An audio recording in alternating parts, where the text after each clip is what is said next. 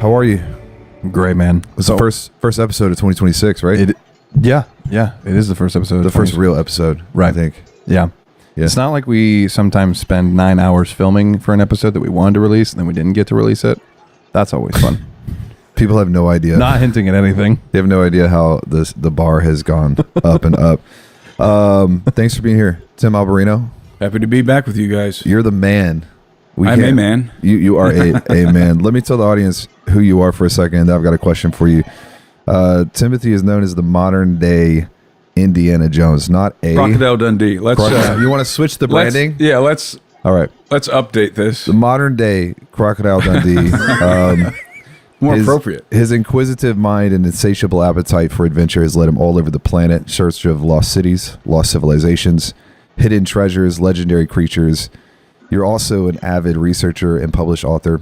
You have a lot of different scholarly pursuits that have taken you on expeditions all across the world. After years of rigorous study, you've garnered an expansive knowledge base that has enabled you to dissertate with authority on a wide variety of esoteric topics, including theories on alternative history, ancient mythologies, megalithic architectures, giants, Bigfoot, other cryptids, UFOs, alien abductions, transhumanism, and emerging technologies, occult conspiracy, and Christian eschatology. There's a lot of different topics that you've blended in together. That takes you. It's an eclectic. Yeah, it takes you all over academic pursuit. You live in the most beautiful city probably that I've experienced recently, Bozeman, Montana. We were able to come out, hang with you. That was a lot of fun. Step outside and look at God's creation. I was like, man, we need a farm out here quickly. And you can fly direct from Montana to Nashville, which is God's greatest gift. Well, I've never been able to avail myself of that gift, but seriously, we were the only ones that be able to get the direct flight so far in Bozeman. Yeah, I've never been able to take the direct flight, not one time. Yeah, it's never worked out. How is this possible? As everyone knows, I love airports and airplanes, so I take advantage of staying in an airport as long as I can. Yeah, Allegiant. Of course, I'm kidding. Allegiant has a direct flight to Nashville and back. Not when I'm flying. Apparently. I see. You have 5 kids. How long have you been married? 20 years. 20 years. Wow. Congrats. 5 boys. Yep. Wow. Some testosterone in the house. Yeah. Very nice. A lot of testosterone. My wife is outnumbered big time. Yeah. That's okay. And I got a male dog now, so. Oh my gosh. Making it worse. Here's my question. We'll start up with this, and we're going to go into just, I think, some fascinating topics, and want to hear all about what you're studying. But how does a kid grow up and then become Crocodile Dundee? When was that decision made, bro? Well, I grew up in a very boring part of America. I grew up in Brook Park, Ohio, which is a suburb of Cleveland. I had a very good upbringing, though. Very good parents. Both of my parents passed away. My mom died when I was 14. My dad died in 2020. But they were phenomenal parents. Grew up in a Christian home. My dad was a pastor. Mm-hmm. So I had a very good, solid upbringing. But unfortunately for me, growing up, I was just so bored. And I wanted adventure really bad. So I would ride my bike all over the place and get into the woods and make forts and dream about... When I was young, I wanted to go to Africa. And that was my big desire, was to go to Africa. And then as I got older, it pivoted to Ireland and Scotland and Ireland. Primarily because of the Braveheart movie and also because of does anyone remember the movie Rob Roy? I don't know if I was born yet. That was such a good movie. Rob Roy. 2001? No, seriously, Rob Roy was a great movie. It was with Liam Neeson. I think it's Rob Roy. And I watched Rob Roy growing up, teenager, and it just... I have some Irish heritage. I'm mostly Italian, like Italian, Scot-Irish. And so it just resonated with me when I was growing up. This I'm going somewhere with this. So when I was growing up, I would listen to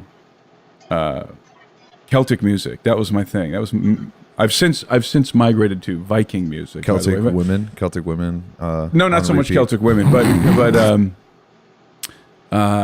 Celtic music, bagpipes, and Celtic violin, and Did you start wearing the little, what do they call it? The little thing that this little skirt for men? the skirt for men. Yeah, the kilt. Kilt. And so when I was in my late teens, my desire was to go to Scotland and Ireland. Mm-hmm.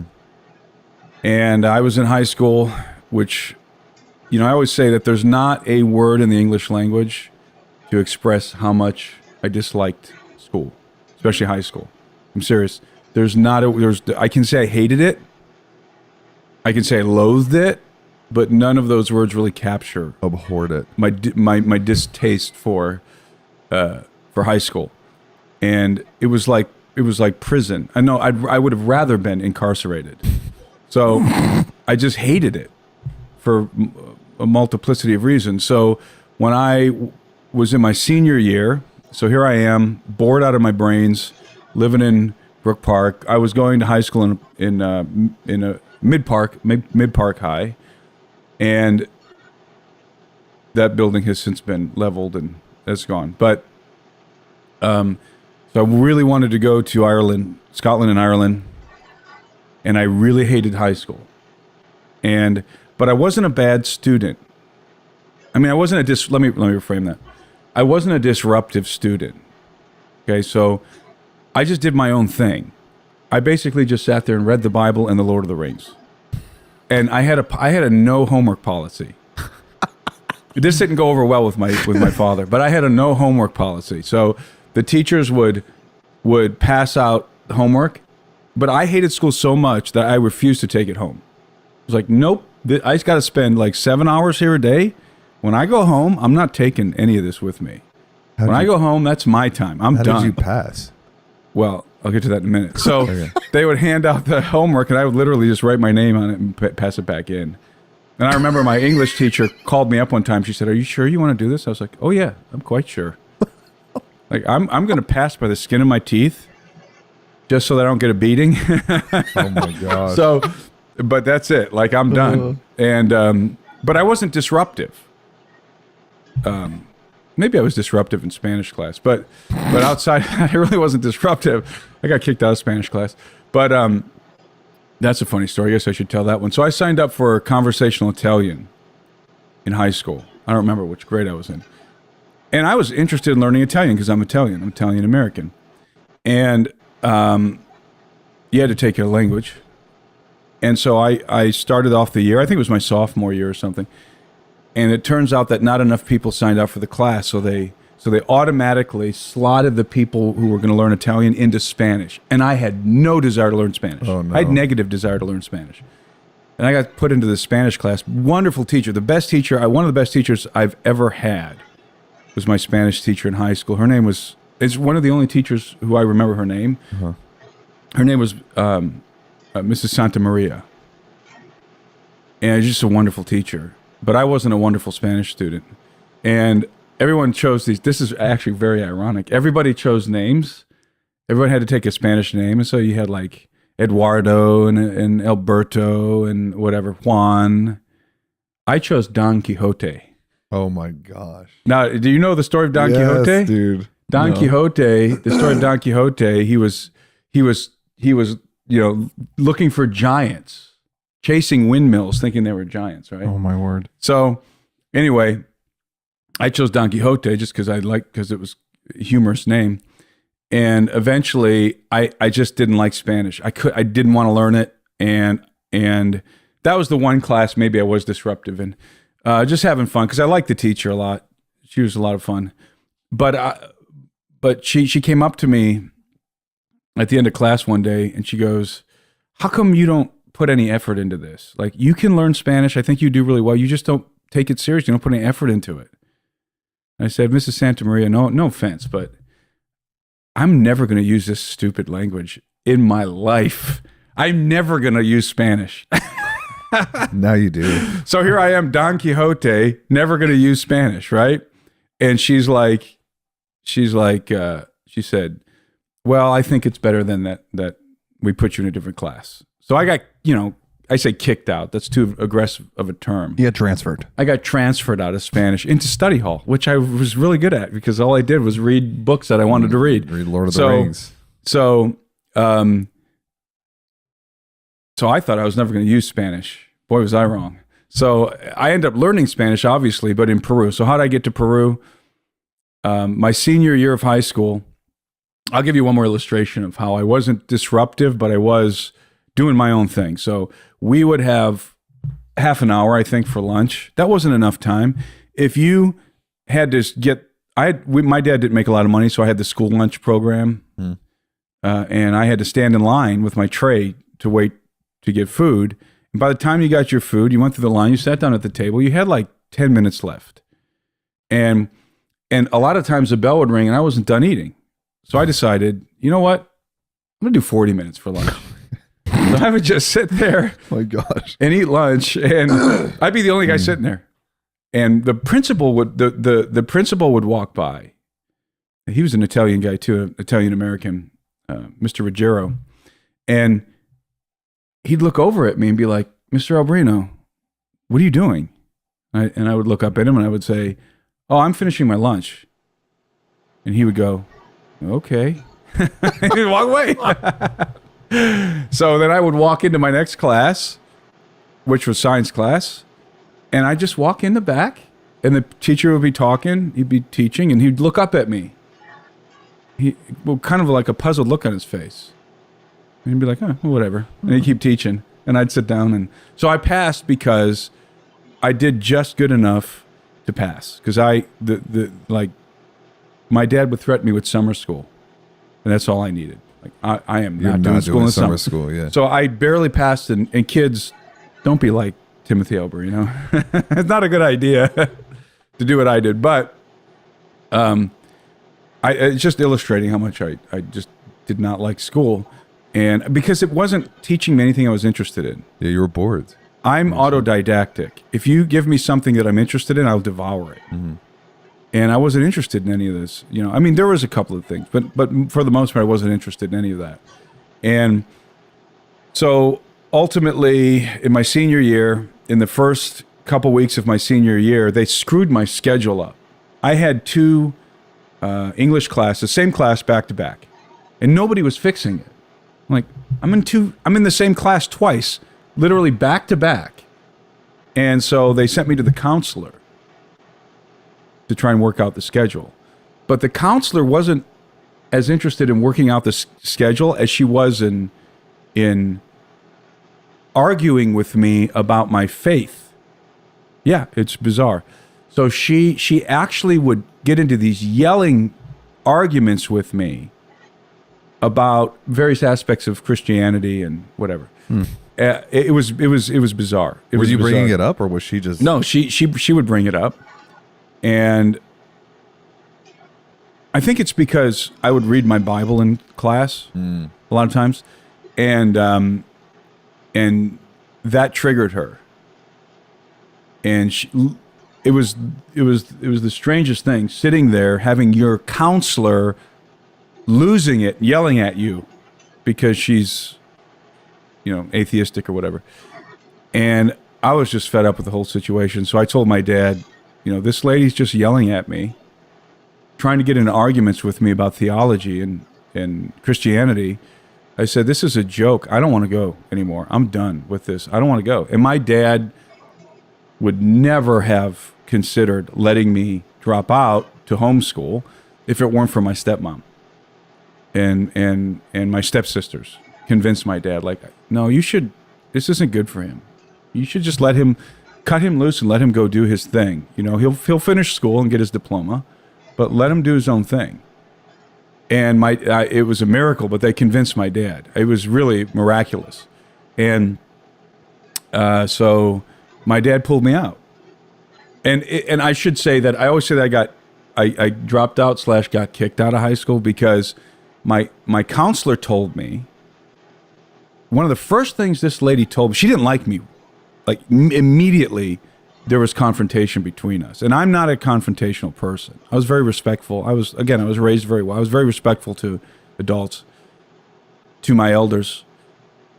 But she wanted to be combative with me. And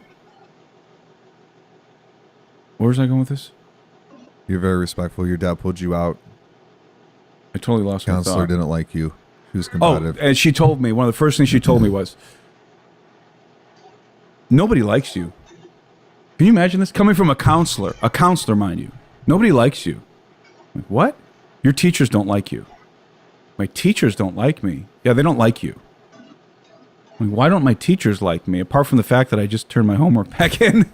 I get that. But I'm not a disruptive student. And she just said, they don't like you. And they don't want you in their class.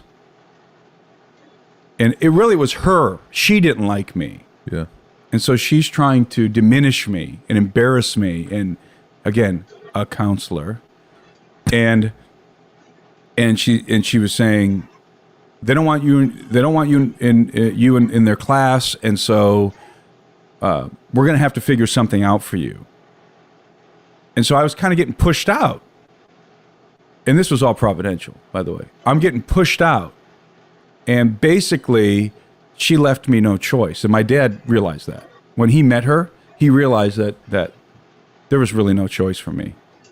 And so he decided to pull me out because I was being pushed out. Mm-hmm. And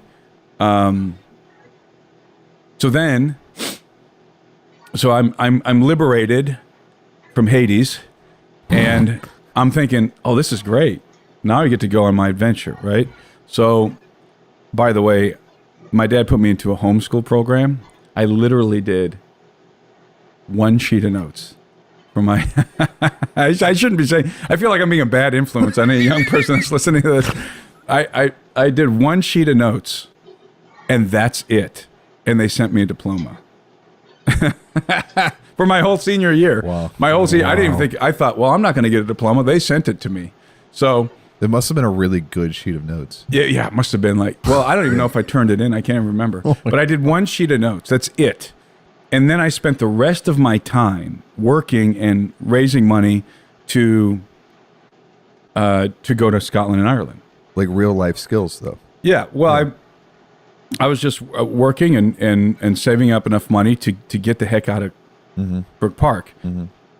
And so myself and my best friend, Carlos, who's older than me, now that I was liberated, I raised money. And when I say raised, I saved money.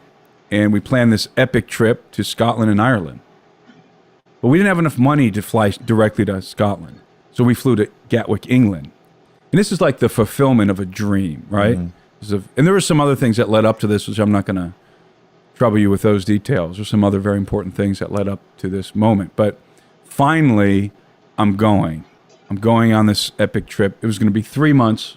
We were going to hike the Inverness Trail, which just opened up from Inverness, Scotland, to the Highland Way, and then hike the Highland Way down, cross the Channel, and stay with a friend in Ireland. Sounds crazy, but we had done stuff like this. You know, we would go camping in the woods on Christmas night, and it would be like negative 25 degrees. You know, stuff like that. We're doing stuff like that all the time. Allegedly, we burned 30 acres of forest on that trip. But I don't believe it. But the forest ranger came all the way from New York to my house. That's a whole nother story. Not very disruptive in school, but elsewhere. Yeah, we burned. No idea. Allegedly, we burned 30 acres of state park forest. It was weird though. I don't think we did it, but it was. That's a whole bizarre situation. Threatened to put me in jail.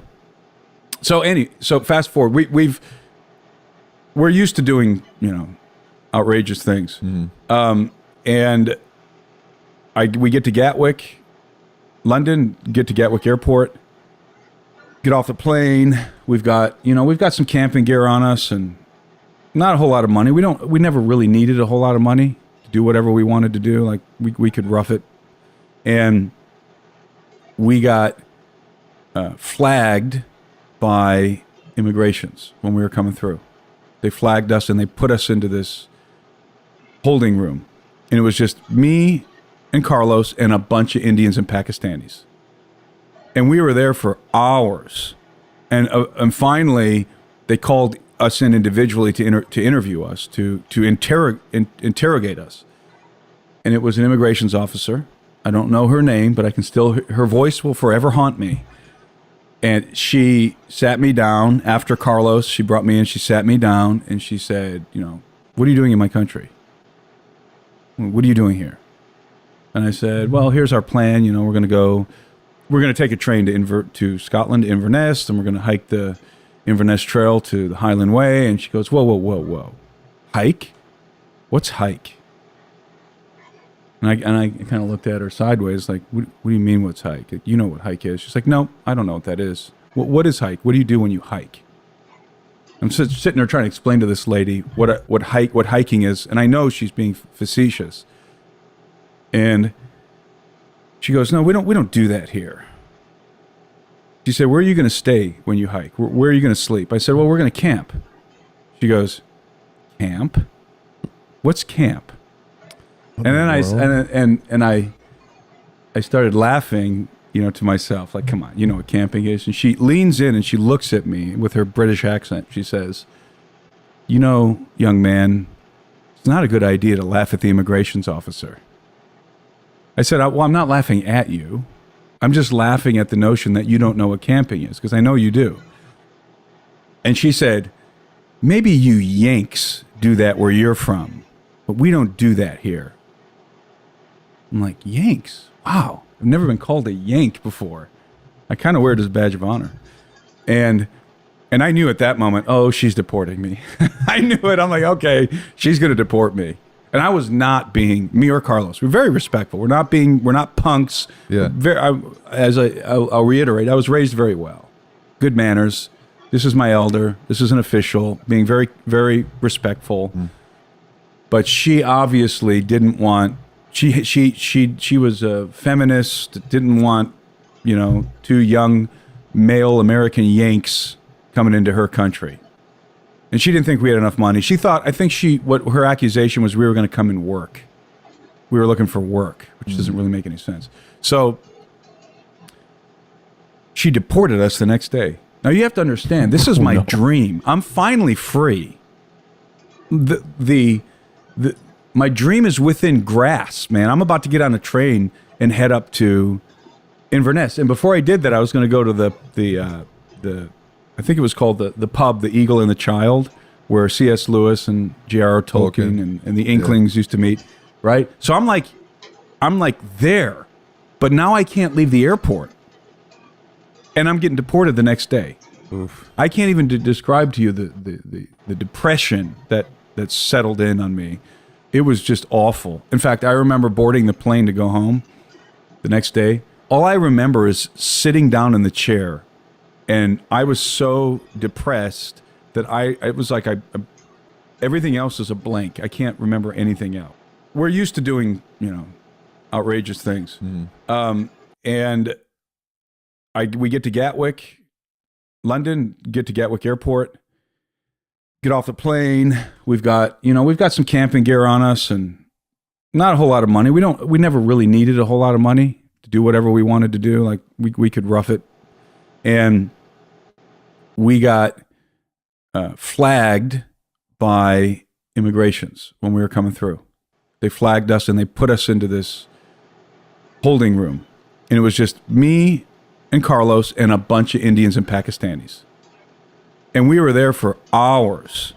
And finally, they called us in individually to interview us, to interrogate us. And it was an immigrations officer. I don't know her name, but I can still, her voice will forever haunt me. And she sat me down after Carlos. She brought me in. She sat me down and she said, what are you doing in my country? What are you doing here? And I said, well, here's our plan. We're going to take a train to Scotland, to Inverness, and we're going to hike the Inverness Trail to the Highland Way. And she goes, whoa. Hike? What's hike? And I kind of looked at her sideways, like, what do you mean what's hike? Like, you know what hike is. She's like, no, I don't know what that is. What is hike? What do you do when you hike? I'm sitting there trying to explain to this lady what hiking is, and I know she's being facetious. And she goes, no, we don't do that here. She said, where are you going to stay when you hike? Where are you going to sleep? I said, well, we're going to camp. She goes, camp? What's camp? And then I started laughing, to myself, like, come on, you know what camping is? And she leans in and she looks at me with her British accent. She says, young man, it's not a good idea to laugh at the immigrations officer. I said, well, I'm not laughing at you. I'm just laughing at the notion that you don't know what camping is, because I know you do. And she said, maybe you Yanks do that where you're from, but we don't do that here. I'm like, Yanks? Wow. I've never been called a Yank before. I kind of wear it as a badge of honor. And I knew at that moment, oh, she's deporting me. I knew it. I'm like, okay, she's going to deport me. And I was not being, me or Carlos, we're very respectful. We're not punks. Yeah. I'll reiterate, I was raised very well. Good manners. This is my elder. This is an official. Being very, very respectful. But she obviously didn't want, she was a feminist, didn't want, two young male American Yanks coming into her country. And she didn't think we had enough money. What her accusation was, we were going to come and work. We were looking for work, which doesn't really make any sense. So she deported us the next day. Now you have to understand, this is my dream. I'm finally free.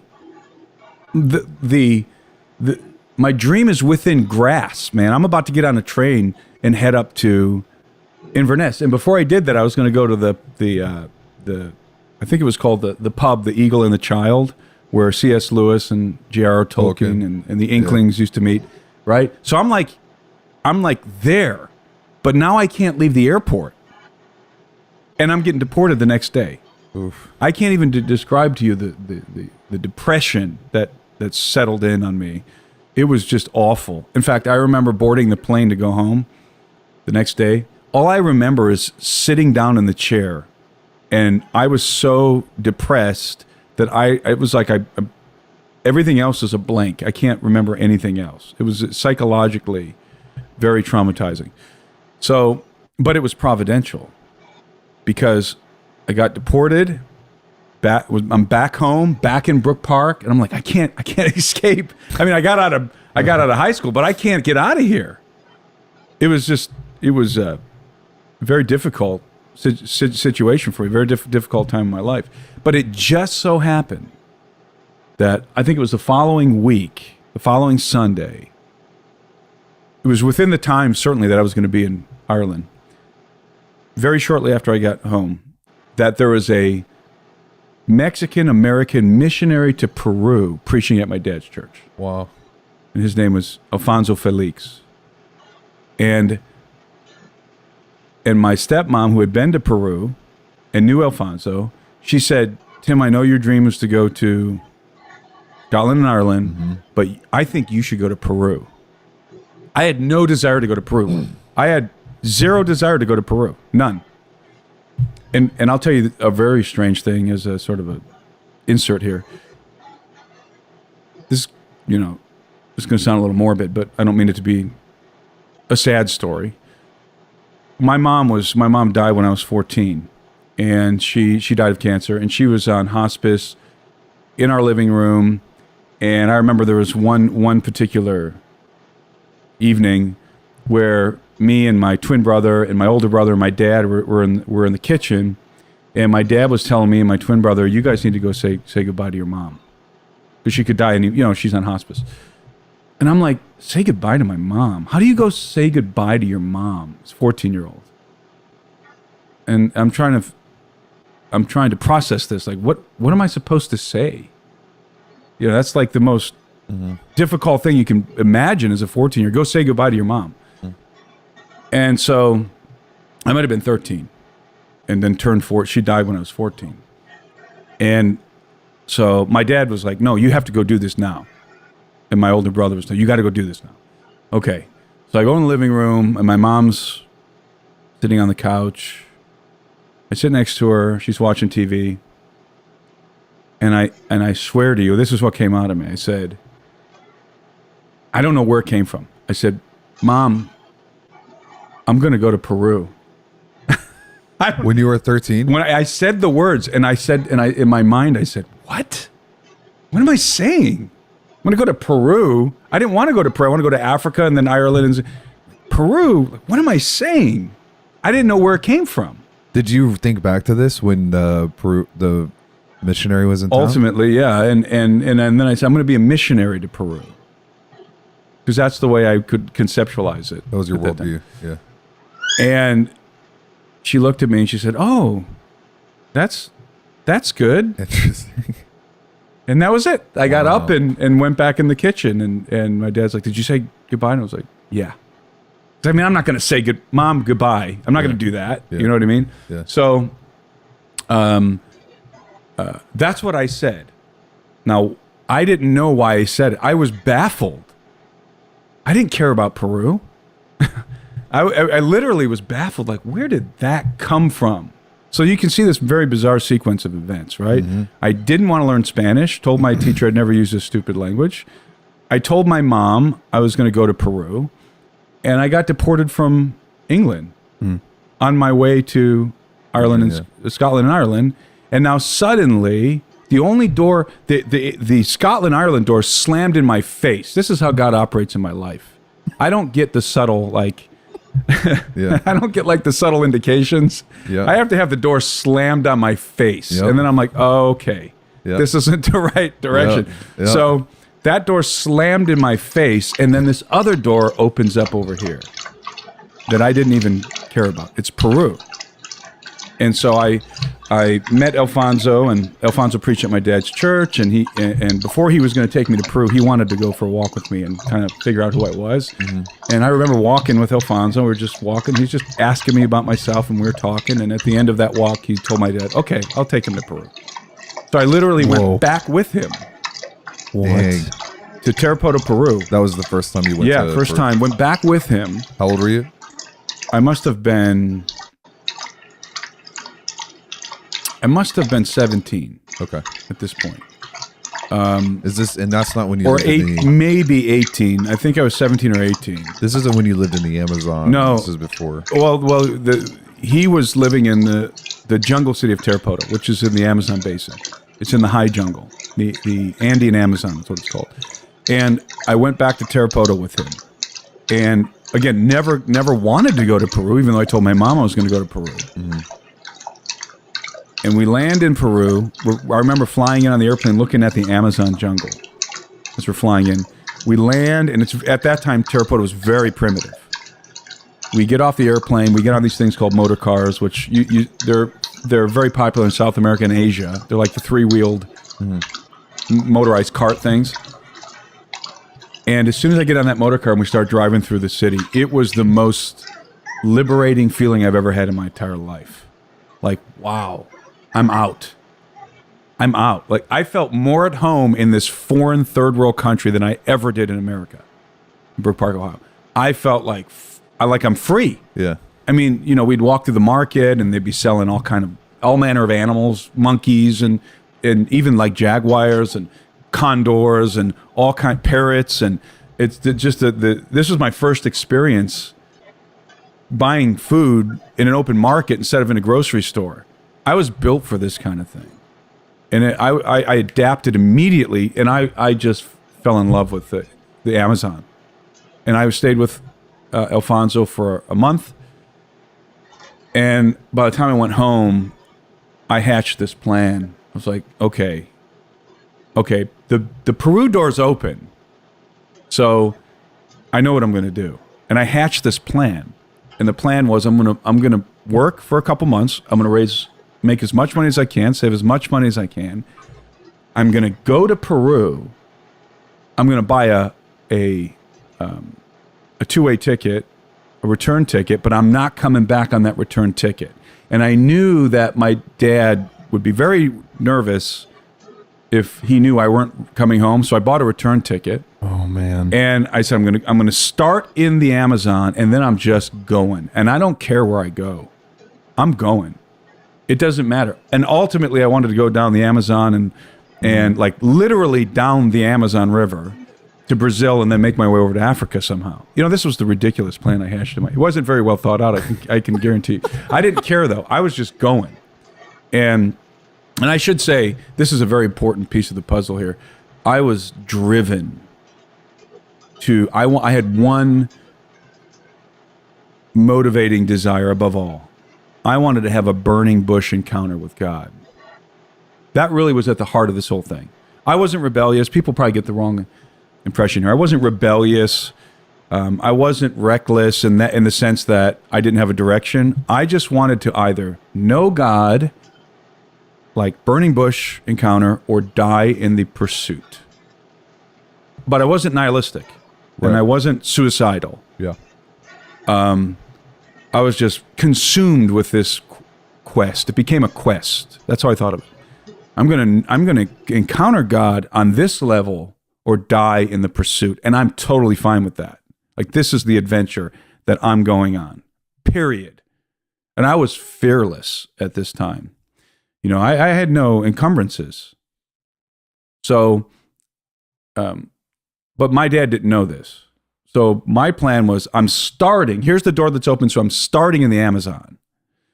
And I had $400 in my pocket by the time I got to Peru. Is that a lot in Peru, or is that Well, just at that like time, $400 was, you know, like More 4,000. Actually, it's yeah. probably like $10,000. Yeah. This is like what, 2005? I 2010? I was 18 by the time I did this, and I'm 42 now, so you can do the math. So I didn't even have enough money to fly from Cleveland, Ohio to Peru. I had to fly out of Miami, because Miami at that time was a $500 ticket to Lima, Peru. So I took a Greyhound to Miami, which is a whole experience in itself. Yeah. Oh, yeah. So you want to see the underbelly of America, take a Greyhound bus. So I can remember vividly my dad and my twin brother driving me to the Greyhound bus station. And it was such a surreal experience, because they think I'm just going back to Peru I had a return ticket. It was a 3-month trip. So they knew I was going to be gone for a while.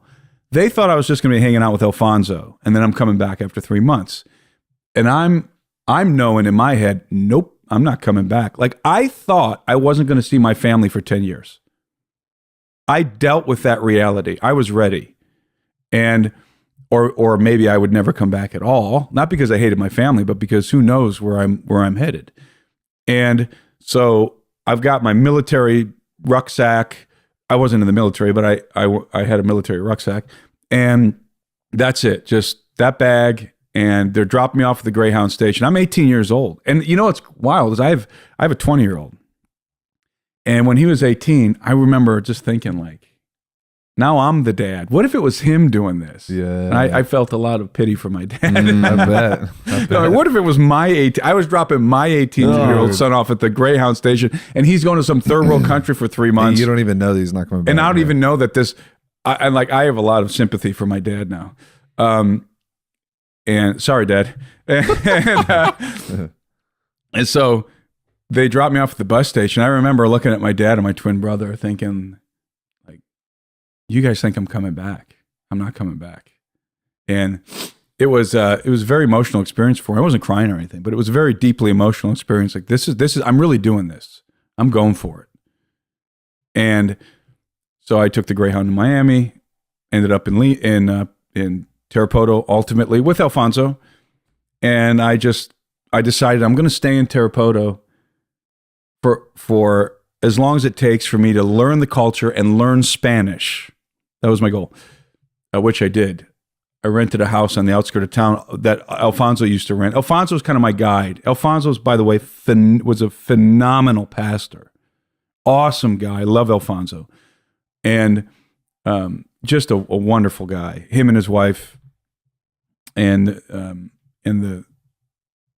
his wife's name was Carmen. She was Peruvian. And he just kind of taught me the ropes of living in a third world country, and it was just wonderful. He would take me to the jungle. He would go preach in the jungle, deep in the jungle, and take me with him. And that's how I learned Spanish. That's how I learned the ropes of living in a third world country. And so the funny thing is, Alfonso, he used to rent this house on the outskirts of town, very primitive dwelling. There was no indoor plumbing. He's like, you should rent this house. I used to live there. The funny thing is, the landlord's name was Hitler. No way. Ancillary detail. Yeah, his name was Hitler. Oh my gosh. So I rented a house from Hitler. That's in great. Tarapoto on the outskirts of town. And back then, I mean, the dollar went far. Yeah. In especially if you were like me, I was primitive. I could adapt. Like I was very, very wild. I had long hair, eventually dreadlocks, but I wasn't a hippie. I was the opposite of I was the antithesis of a hippie. And I was just wild. I was just feral. Like I was free. And I went down to the market. One of the first things I did when I got to Peru was I bought some monkeys. That was my inclination. I want to live with some monkeys. So I went down to the market. I bought some monkeys. I had 3 monkeys, different species. I had a spider monkey, which was the most intelligent. Then I had my spider monkey's name was Mytha, Mytha. I just invented the name. And then I bought a squirrel monkey who I named Don Quixote. And then I had a tamarine monkey. He was too dumb to give a name to. He was like a squirrel, so I didn't name him. And so I'm probably giving you guys too much information. I don't know if anybody's even going to be interested in this podcast, but find out the answer. But I had a room in this house, the house I was renting from Hitler. And people are going to be like, no way, this story's It's real. like last time when you had Mike Tyson. Yeah, When exactly. Mike Tyson was one of your buddies Right. in the jungle. So this house I'm renting from Hitler. It had a bedroom and an indoor window with bars on it because it was probably the exterior at some point. And I'm looking at this one day and I'm like, I'll put some monkeys in there.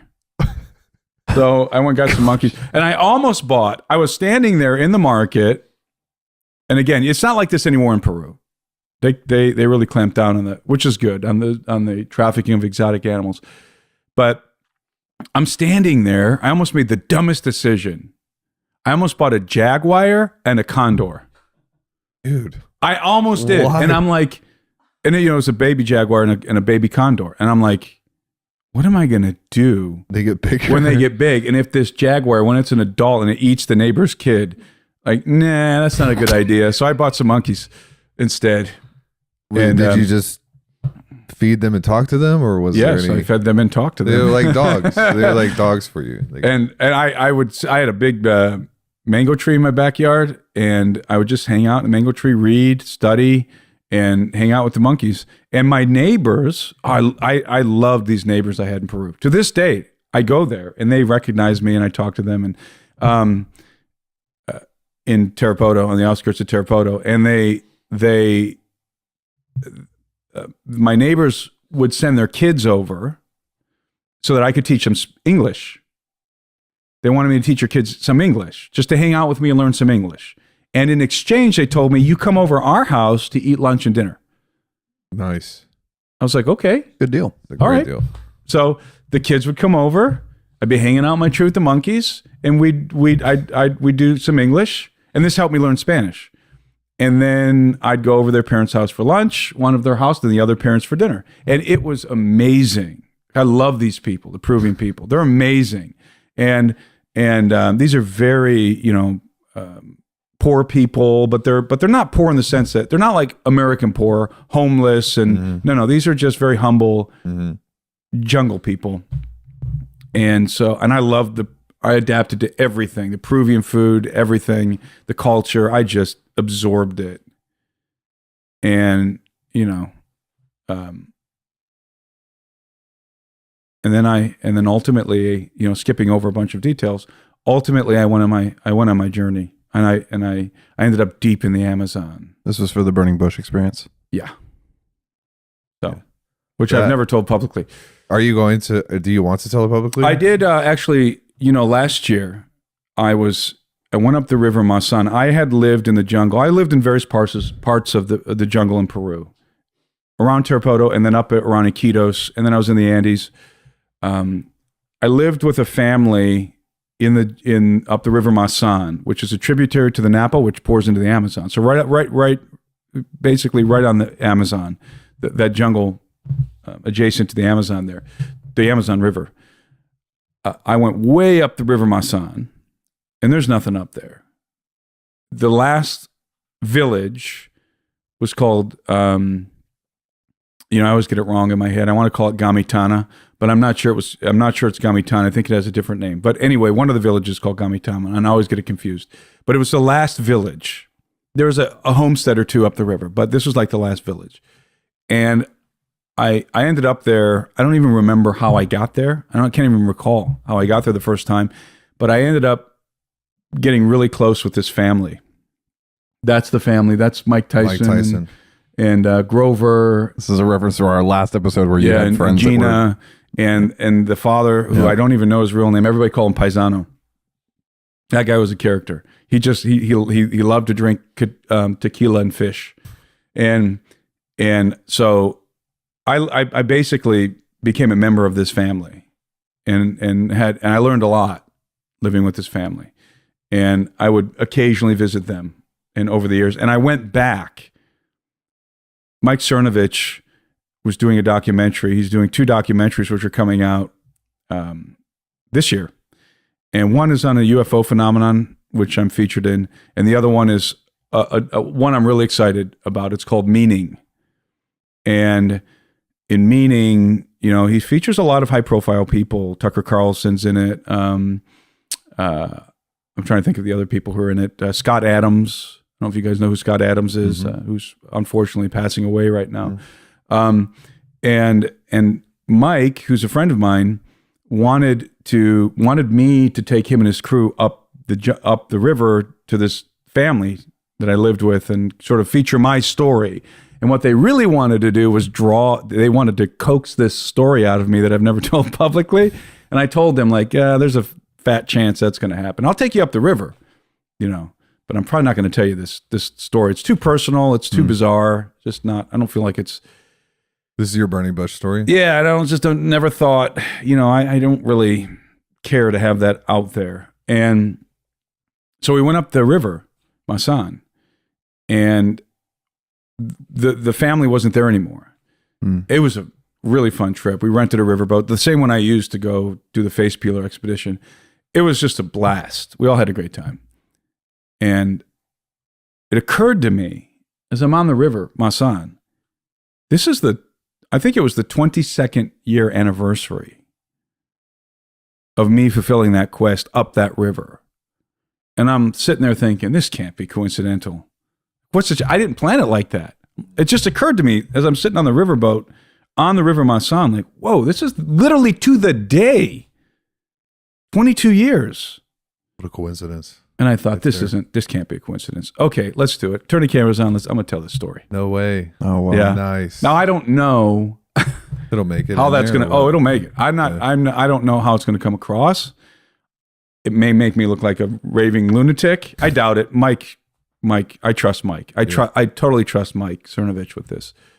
So I don't know, but I did tell my story there on the river, my son, where it happened. What a moment. Yeah. That is awesome. And I thought, I'm 40. At the time, I was 41. And I thought, you know what? I'm just going to do it.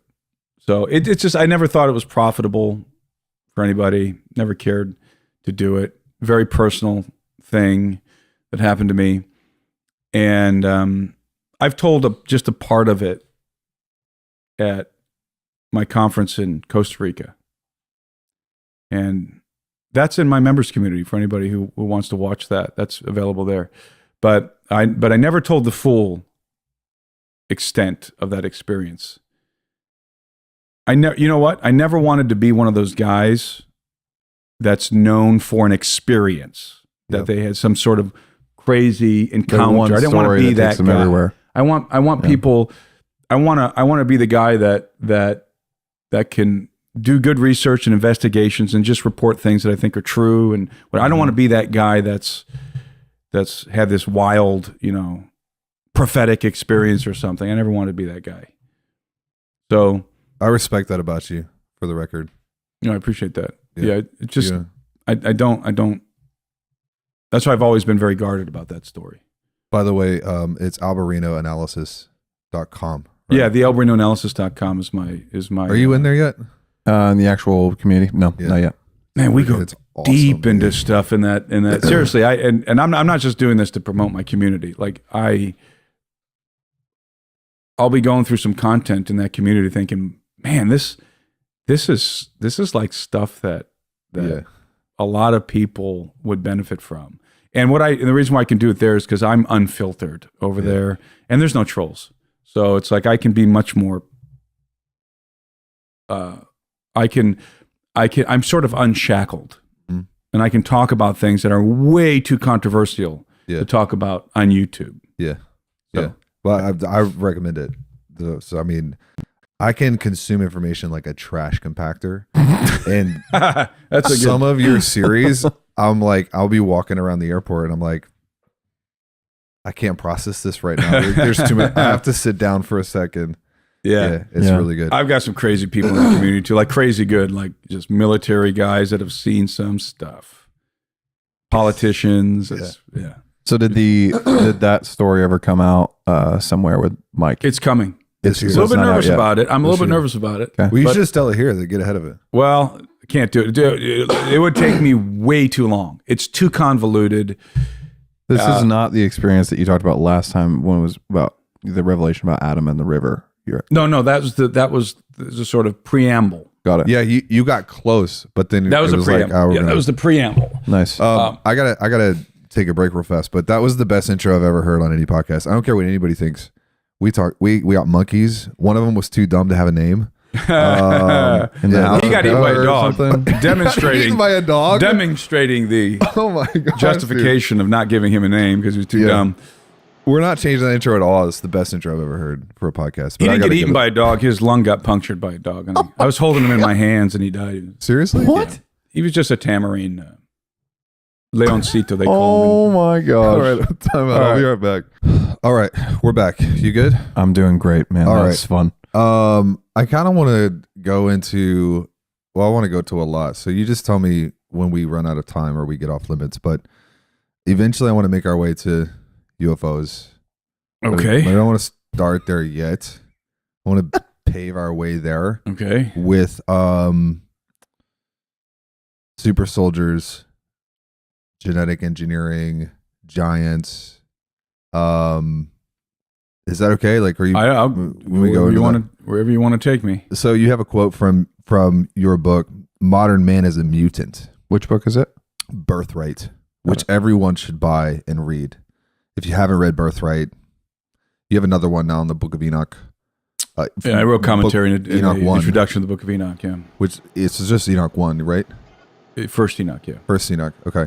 This is from Birthright. Modern man is a mutant, but the idea here is that the human species is basically experiencing genetic Degeneration. degeneration, debilitation. We're going backwards, We're devolving.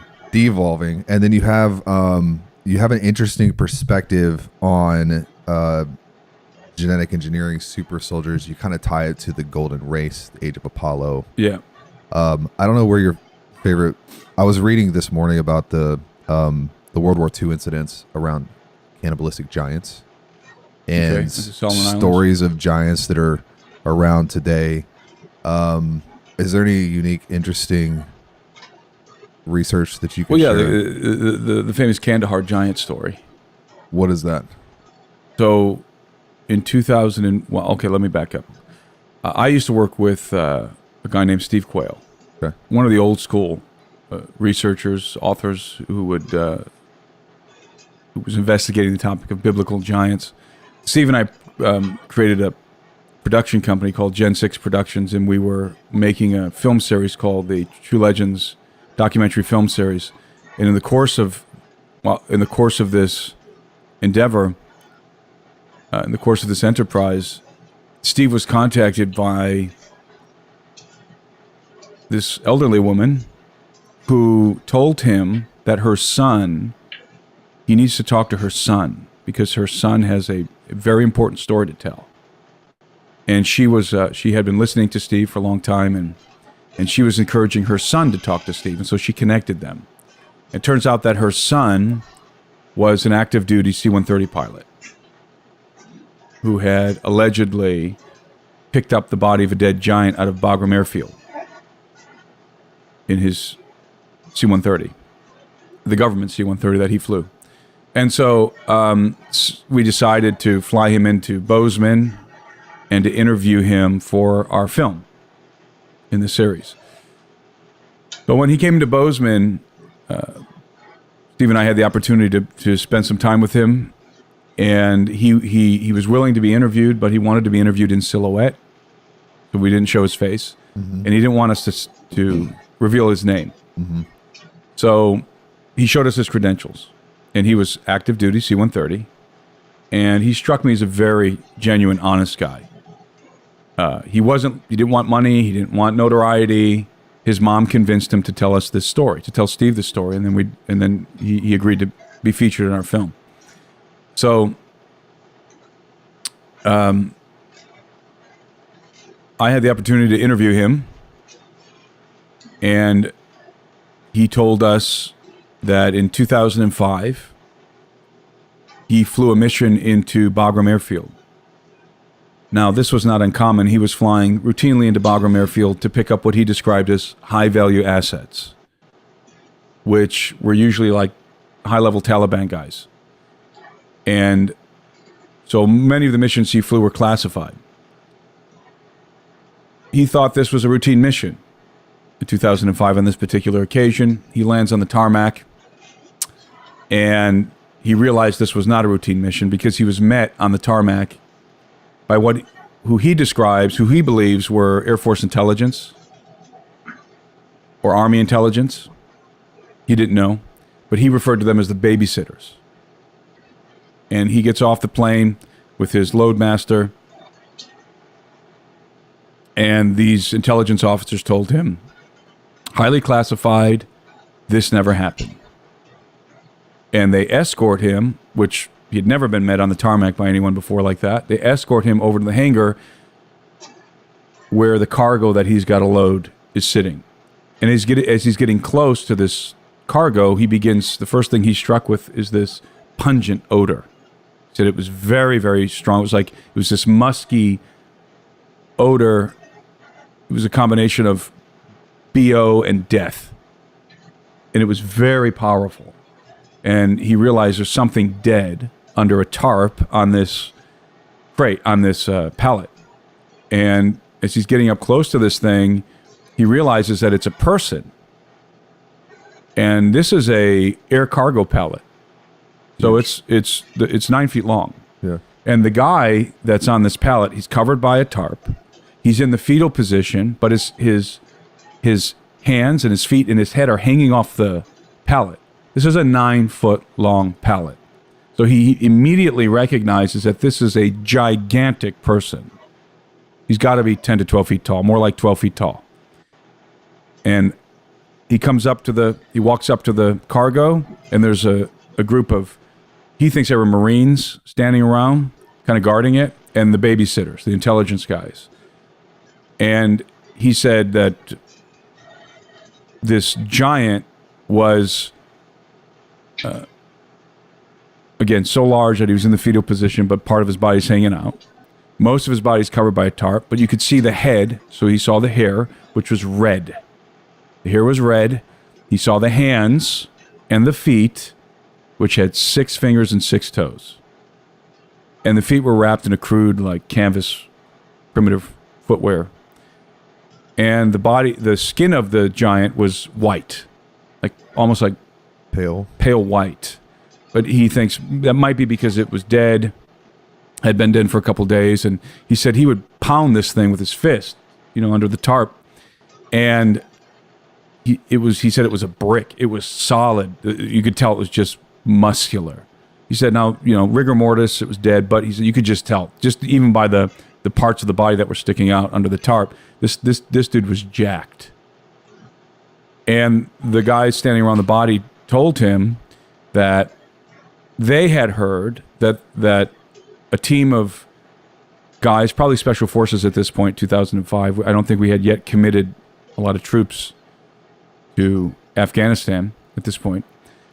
Maybe I'm wrong. I can't remember. I think this was early on.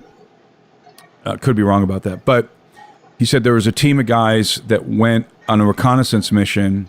This is what the soldiers told him, guarding the body.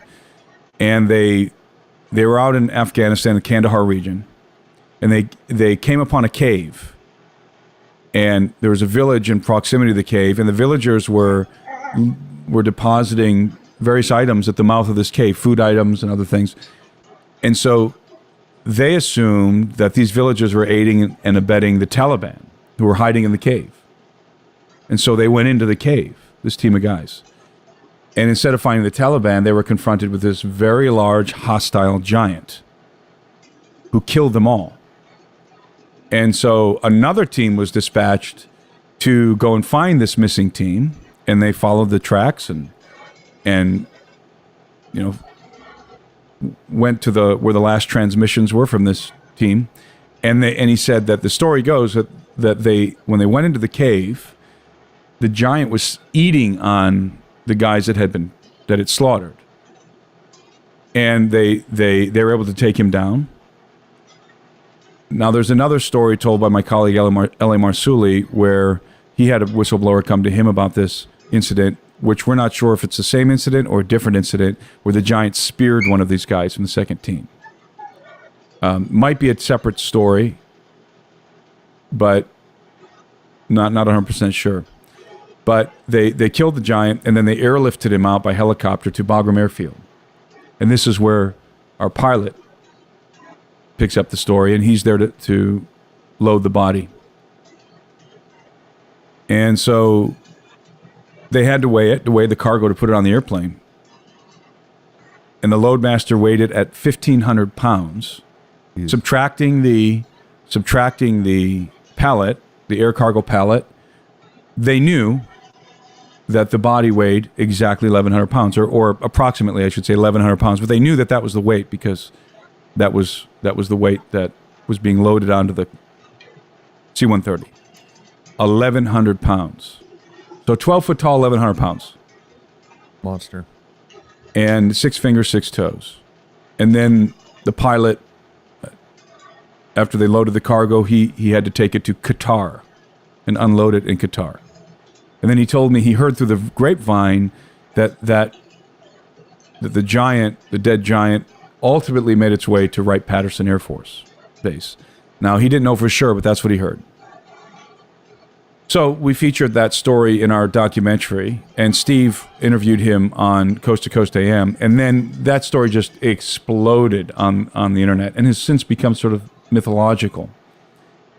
But I've confirmed the validity of that story a few different times with different military personnel. One guy, very high-ranking Air Force guy, who told me that he could confirm that story, and then told me an additional story that was even crazier, which I don't have the liberty to tell to protect this guy. But it's been confirmed to me a few different times. And as I've said many times on podcasts, I have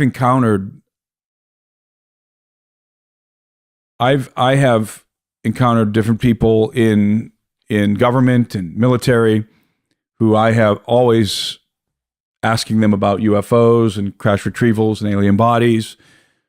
And these people are very candid with me. You know, they say things to you in a setting where you're sitting there smoking a cigar, drinking an old fashioned, that they wouldn't say in any other kind of setting, right? Yeah. And they'll tell you things and freely. But as soon as you start to question about the Kandahar giant or the topic of giants in general, these guys freeze. Like, they'll talk about aliens, but if you want to talk about giants, that's a whole nother level of trouble, let's say. And I have a friend who I told this story to, and I was actually at Lou Elizondo's bar in Wyoming, and I'm sitting there with a friend and who I met there, and I told him this story, and he thought, I don't know if I believe that, and I don't want to give any of the details away, but he went and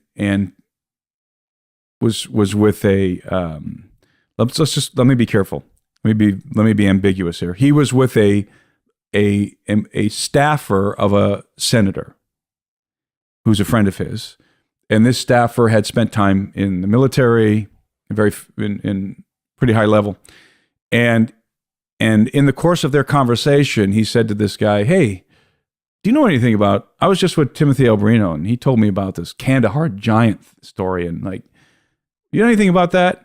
Just throwing it out there, right? And he and the staffer have great relationship and very jovial guy and casual. And he said as soon as he said that, the guy went dead serious on him and looked at him and said, "Hey, what are you getting yourself into? Please be careful. Wow. Be careful. This is, in no uncertain terms," he told him, "be careful with this topic. This is dangerous." And he was shocked that he got that kind of reaction because he's never had that reaction from his buddy.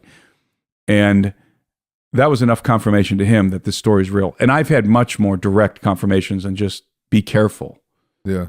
I've had guys tell me stories that are even, like I said, even wilder than the one I just told you. So then the Kandahar giant, because it's not a giant. Giants. It's giants.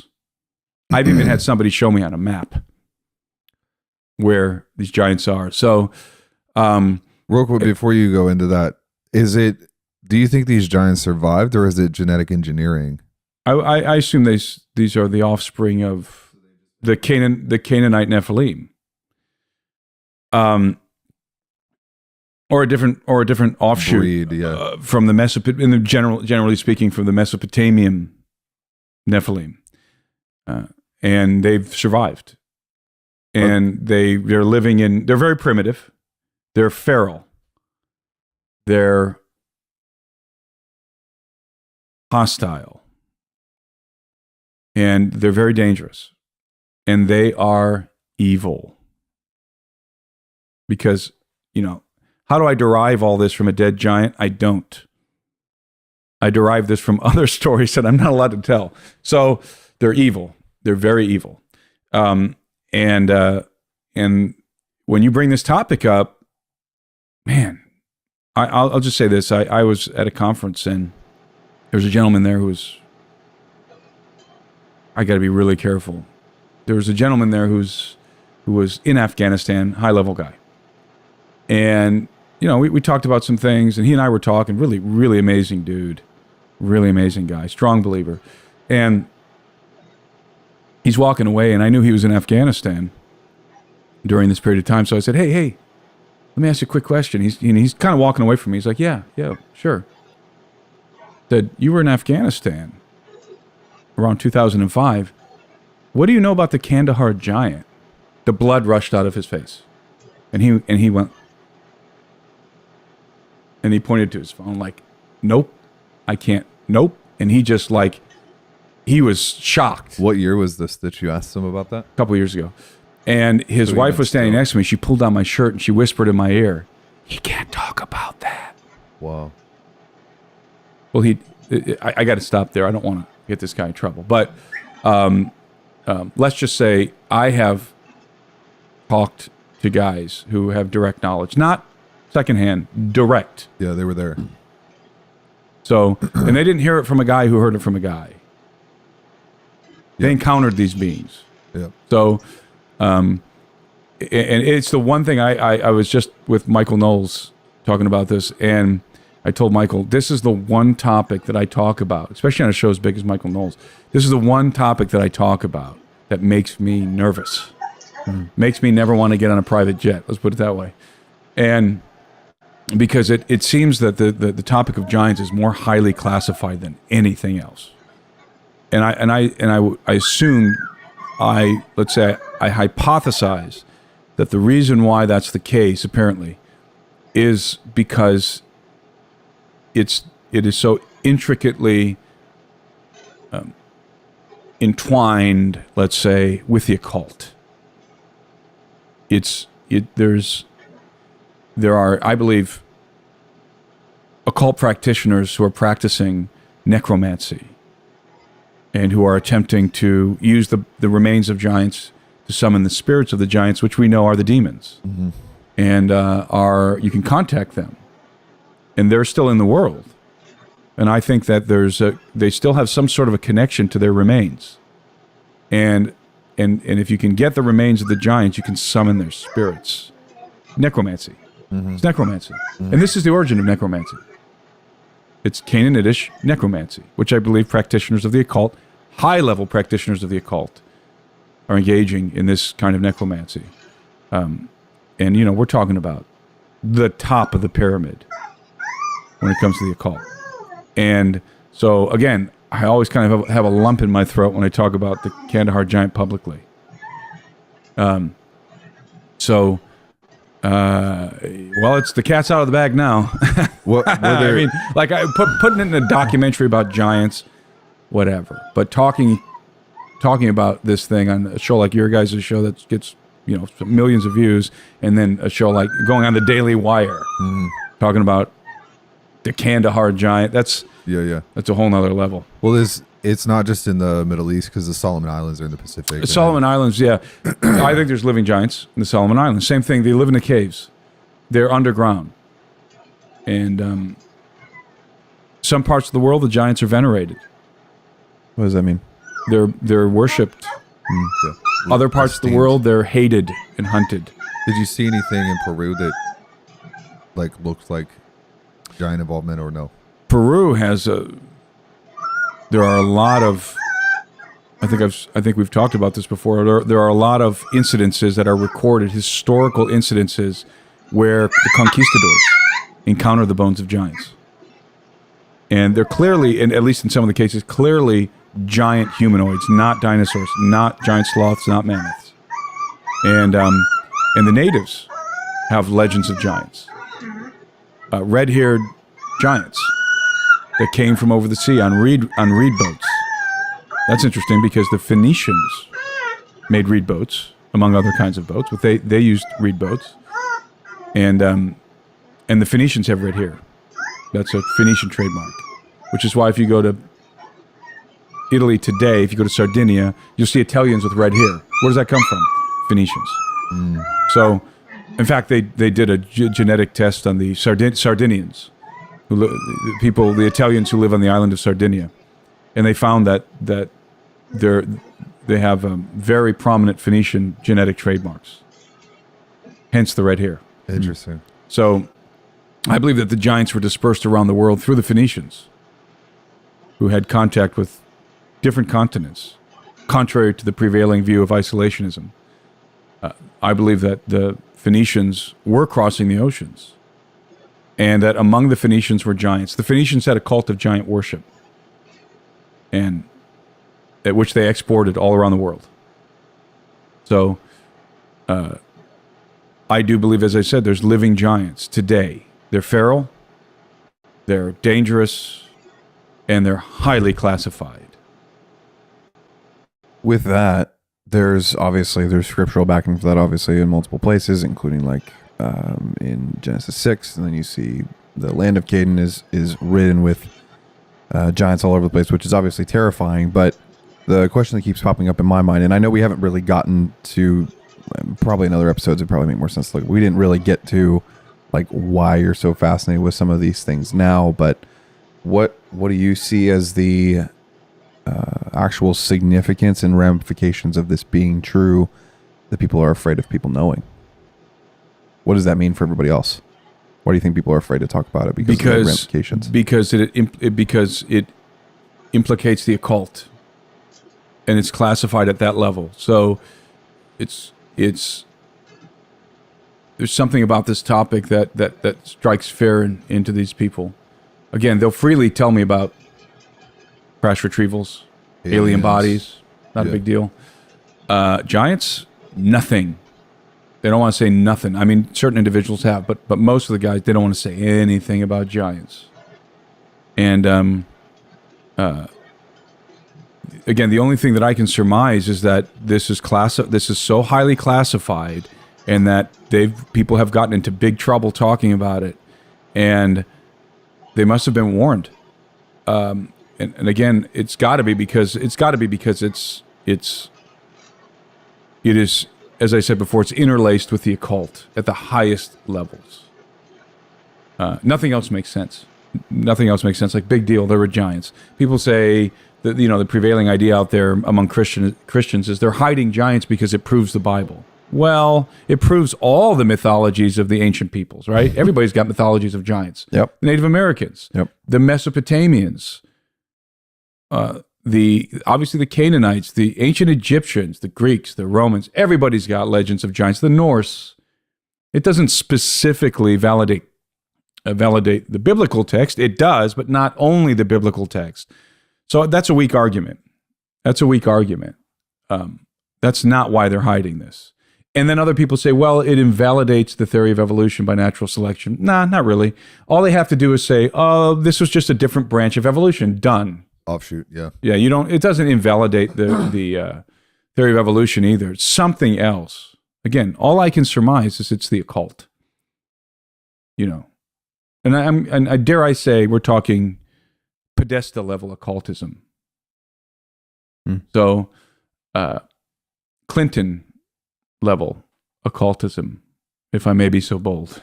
Just really, boy, really bold. Here we go. Well, I'm surprised that there could be a side of reverse engineering genetic enhancement. I think that's a part of the equation. I do. I think that there's some genetic. I know Steve Quayle believes that there's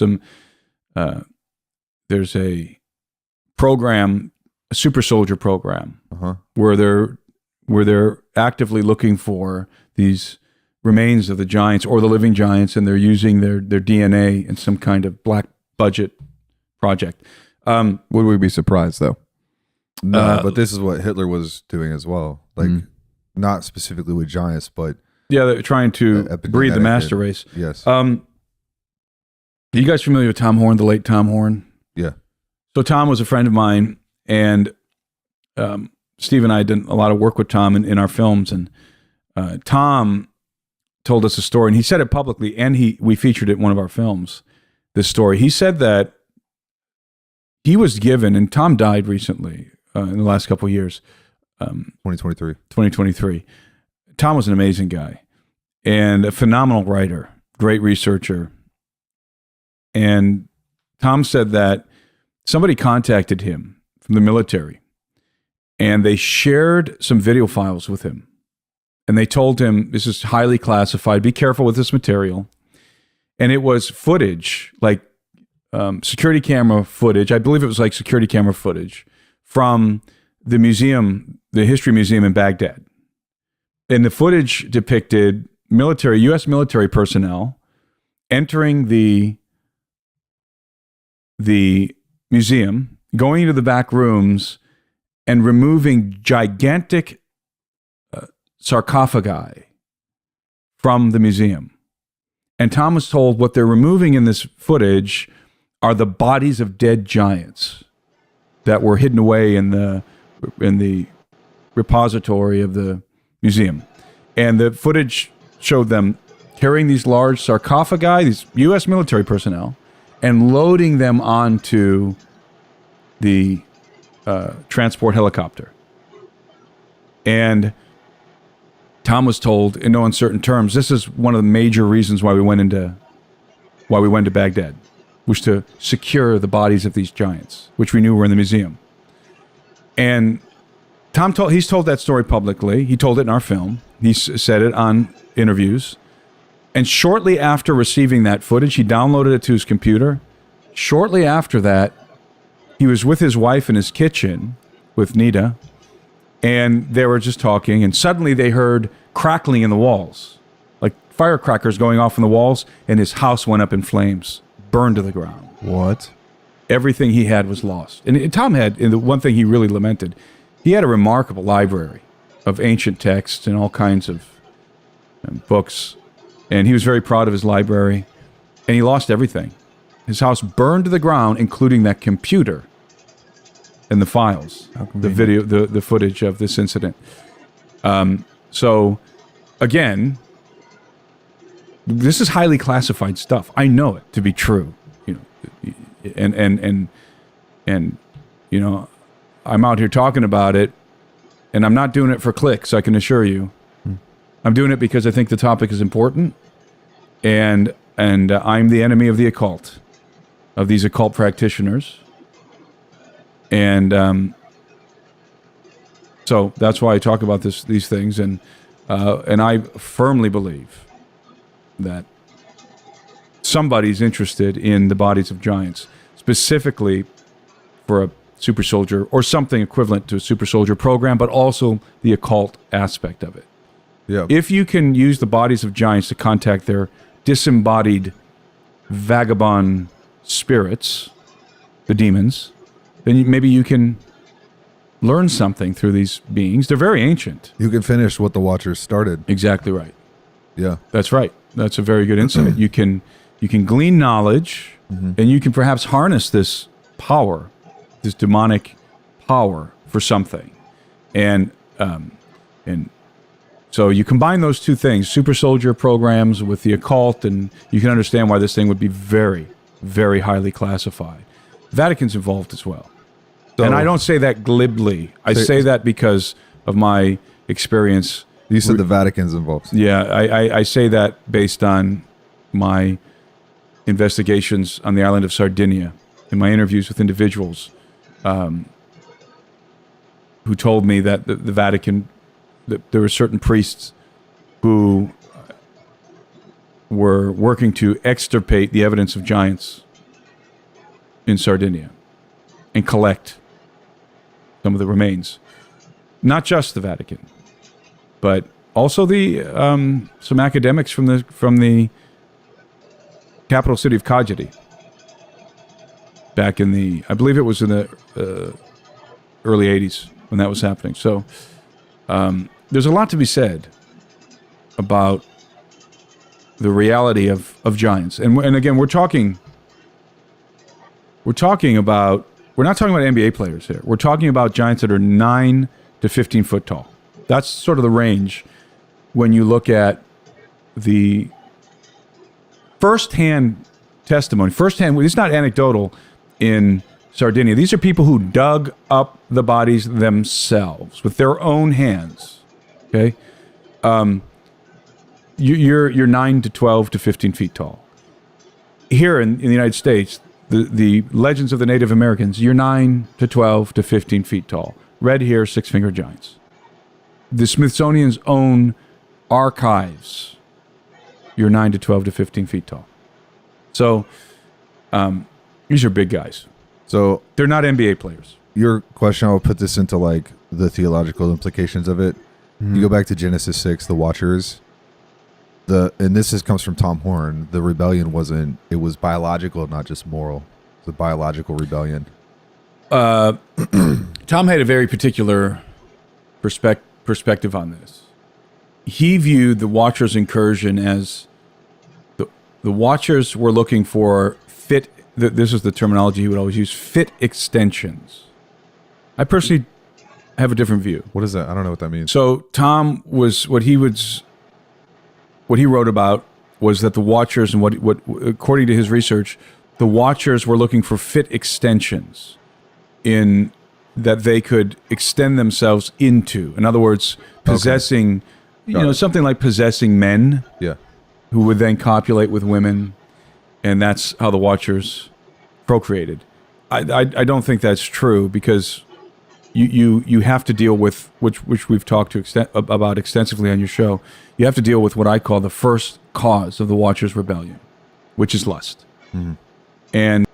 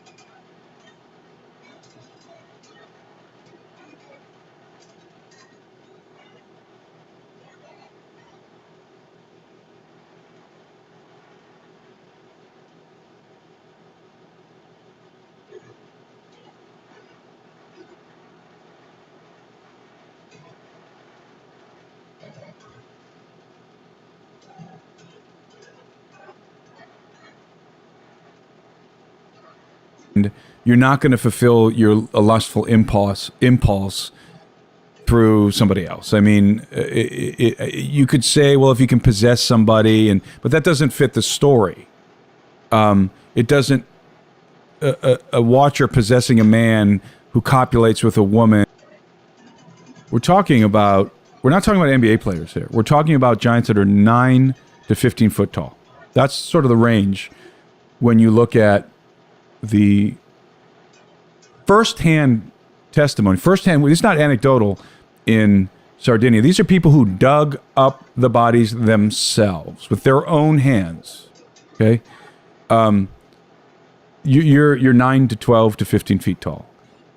Here in the United States, the legends of the Native Americans, you're 9 to 12 to 15 feet tall. Red hair, six-finger giants. The Smithsonian's own archives, you're 9 to 12 to 15 feet tall. So these are big guys. So they're not NBA players. Your question, I'll put this into like the theological implications of it. Mm-hmm. You go back to Genesis 6, the Watchers. And this comes from Tom Horn. The rebellion it was biological, not just moral. It's a biological rebellion. Tom had a very particular perspective on this. He viewed the Watchers' incursion as the Watchers were looking for fit. This is the terminology he would always use: fit extensions.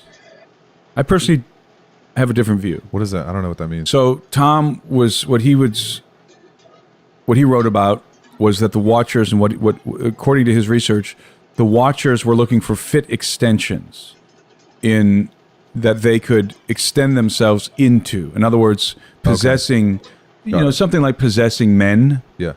who would then copulate with women, and that's how the Watchers procreated. I don't think that's true, because you have to deal with, which we've talked about extensively on your show. You have to deal with what I call the first cause of the Watchers' rebellion, which is lust. Mm-hmm. And you're not going to fulfill a lustful impulse through somebody else. I mean, you could say, well, if you can possess somebody, but that doesn't fit the story. It doesn't. A Watcher possessing a man who copulates with a woman doesn't produce a giant, because you're using that man's semen. You're using that man's genetic material. It just doesn't make any sense. And it's clear that the Watchers themselves had sexual intercourse with women. That's crystal clear. And I don't think that Tom would necessarily deny that. But I'm just trying to illustrate he had a very nuanced view of the situation. But Tom was open to a lot of ideas. That was the fun thing. Conversations with Tom Horn is Tom was so intellectual, for one thing, very well read, and was just open to all kinds of ideas. He loved to kick around ideas, and some things he wouldn't say publicly. He would just love to kick around ideas, and especially over a glass of wine with ice in it. With ice? Ice, yeah, he would put ice in his wine. Come on. And one of my favorite people in the world, Tom Horn. And it was a tragedy. I had some of the best, funnest times I've ever had in my life was with Steve Quayle and Tom Horn together, all three of us doing stuff. Like when we were filming out in the desert Southwest. It was just a blast. But that was years ago. That was when I was a young whippersnapper. Now you're mature and wise, and Now I'm becoming the laurels of wisdom. But a decrepit old man. On this topic, to connect back, the first, because I agree with you, was impregnation, which is what that the seems Genesis pretty clear. 6 says. Yeah. But then there seems to be something where that's like either not allowed or it's been blocked. And now if you can genetically, like the first was esoteric and impregnation, now it's going to be genetic engineering to complete the same arc. Yeah. Sure.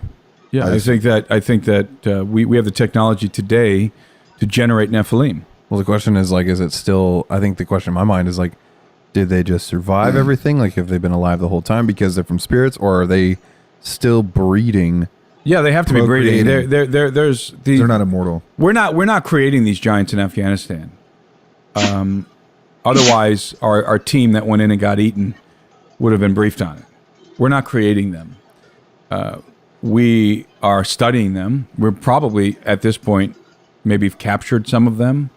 Maybe we've captured some alive. I mean, if it were me and I was running these programs, I'd want a live one. Yeah. So, and I'm not even necessarily saying there's anything nefarious about trying to capture a live giant or study it.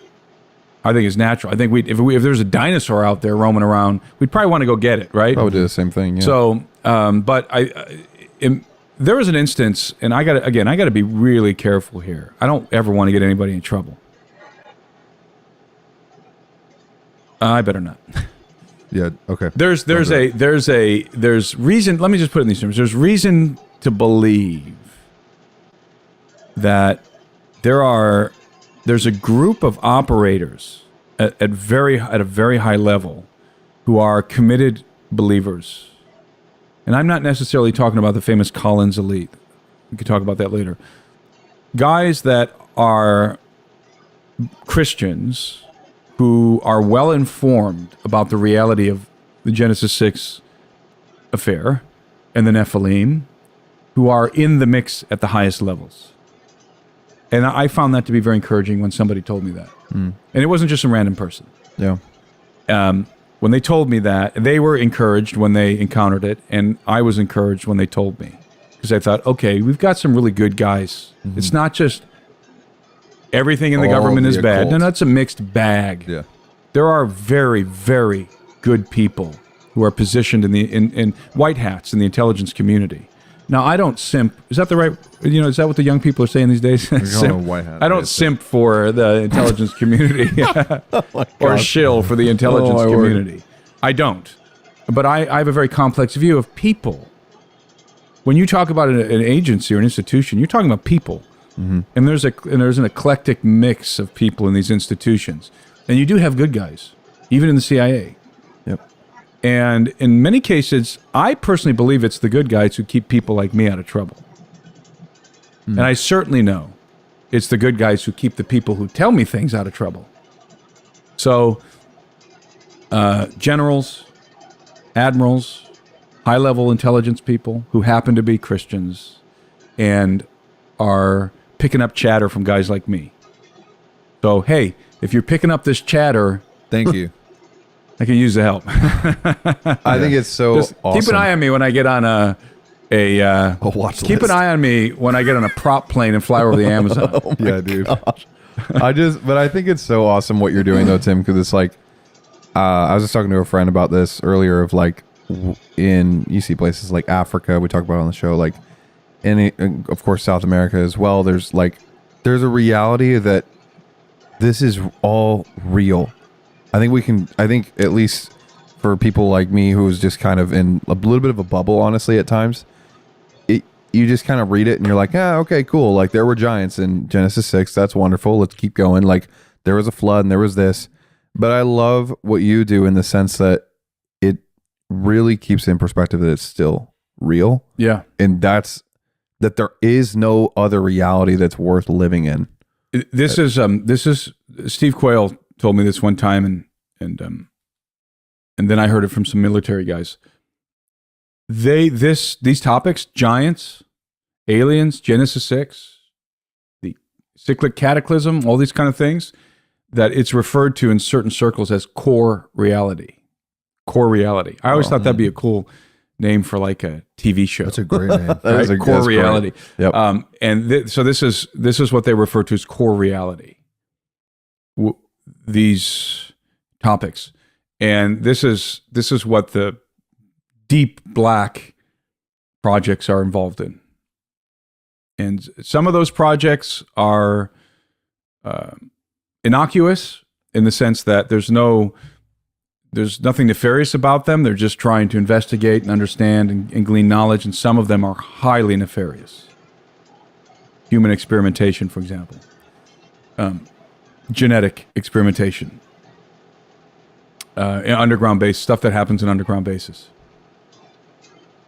So it gets very dark. And I think that the congressmen and women who are looking into these topics, mind you, not just aliens, are encountering this dark reality, that there's something very nefarious going on here. And this is what people don't understand. I was on a podcast last night, and I kind of I was ranting about this and a little bit too unfiltered. So I'm going to be a little bit more filtered here. Okay. A little bit more restrained. Wow. On the deep end, man. So, there's a lot of armchair skeptics on social media. And these skeptics have allowed themselves to become accusers. And unfortunately, a lot of these accusers also identify as Christians. And if there's one thing you don't want to be as a Christian, you don't want to be a baseless accuser, because we know who the accuser is, and you don't want to be like him. And I think Christians forget this when they interact online. I think they feel like they have a license to go out there and their digital self can be a depraved bastard, right? And they feel like they have license to do this. They don't. Your digital self is an extension of your character. And so it's easy to sit back and label people as a liar or peddling psyops or shilling for this, that, or the other thing. It's easy to fling libel around because there's no consequences. Your digital person is out there in the world, excuse my French, but out there acting like an asshole, and yet, you know, not, and anonymously for the most part.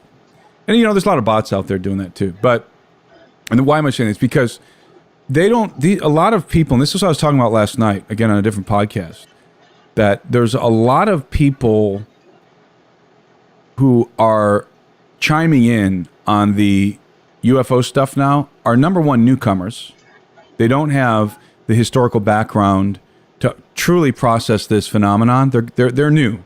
They're coming to the table now after rolling their eyes about this topic their entire life. Suddenly, okay, it's real, but here's the answer to it. It's like, I'm sorry, but that's like dropping out of high school like me, and then going to a physics conference with high-level physicists and mathematicians and being like, nah, I don't think so. I don't think that these equations are real. You know, this is just a deception. That's what it's like. Like, no, you don't get it. You don't understand. You don't have the background to make that assessment. Yeah.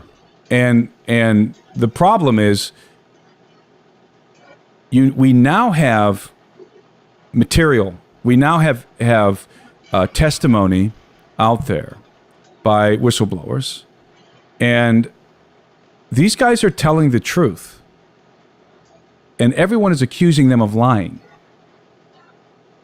And I was with Lou Elizondo the other day, and Lou told me, he said, you know, it's so strange. We're finally telling the truth, and nobody believes us. Crazy. And when he says we're finally, it's like elements of the government are finally acknowledging this reality. Yeah. And whistleblowers who were in government, Lou was in government, David Grush was in government, and they're coming forward and they're saying, hey, American people, there's a crash retrieval program, a legacy crash retrieval program. Because everybody wants to knock these guys and say, these guys are all just CIA, government, liars, PSYOP, deception. And I'm always saying, whoa. If you're going to sling this libel around, you're going to call this guy a liar. I don't care about mistakes that were made publishing fake photos of UFOs. I know, for example, that Lou Elizondo feels he was deeply embarrassed by those mistakes he made. Okay, he was overly enthusiastic. He presented these photos on a couple occasions without doing the due diligence and making sure he vetted them. I made that mistake before. Everybody I know, Richard Dolan, who's the preeminent ufologist of our time, has made that mistake. You know, we all make that mistake in this field. And so because Lou, for people who don't know, Lou's one of the whistleblowers who testified under oath. Because, I don't know why, but Google just decided to start listening to me right now. Hey, there you go. So, and that is a gray alien on my phone there. So, Yeah, I want to ask you about the Grays because Lou Elizondo was associated with Army intelligence and was involved in counterintelligence, everybody automatically assumes that he is perpetrating counterintelligence on us. He must be, because that's what he did in the Army.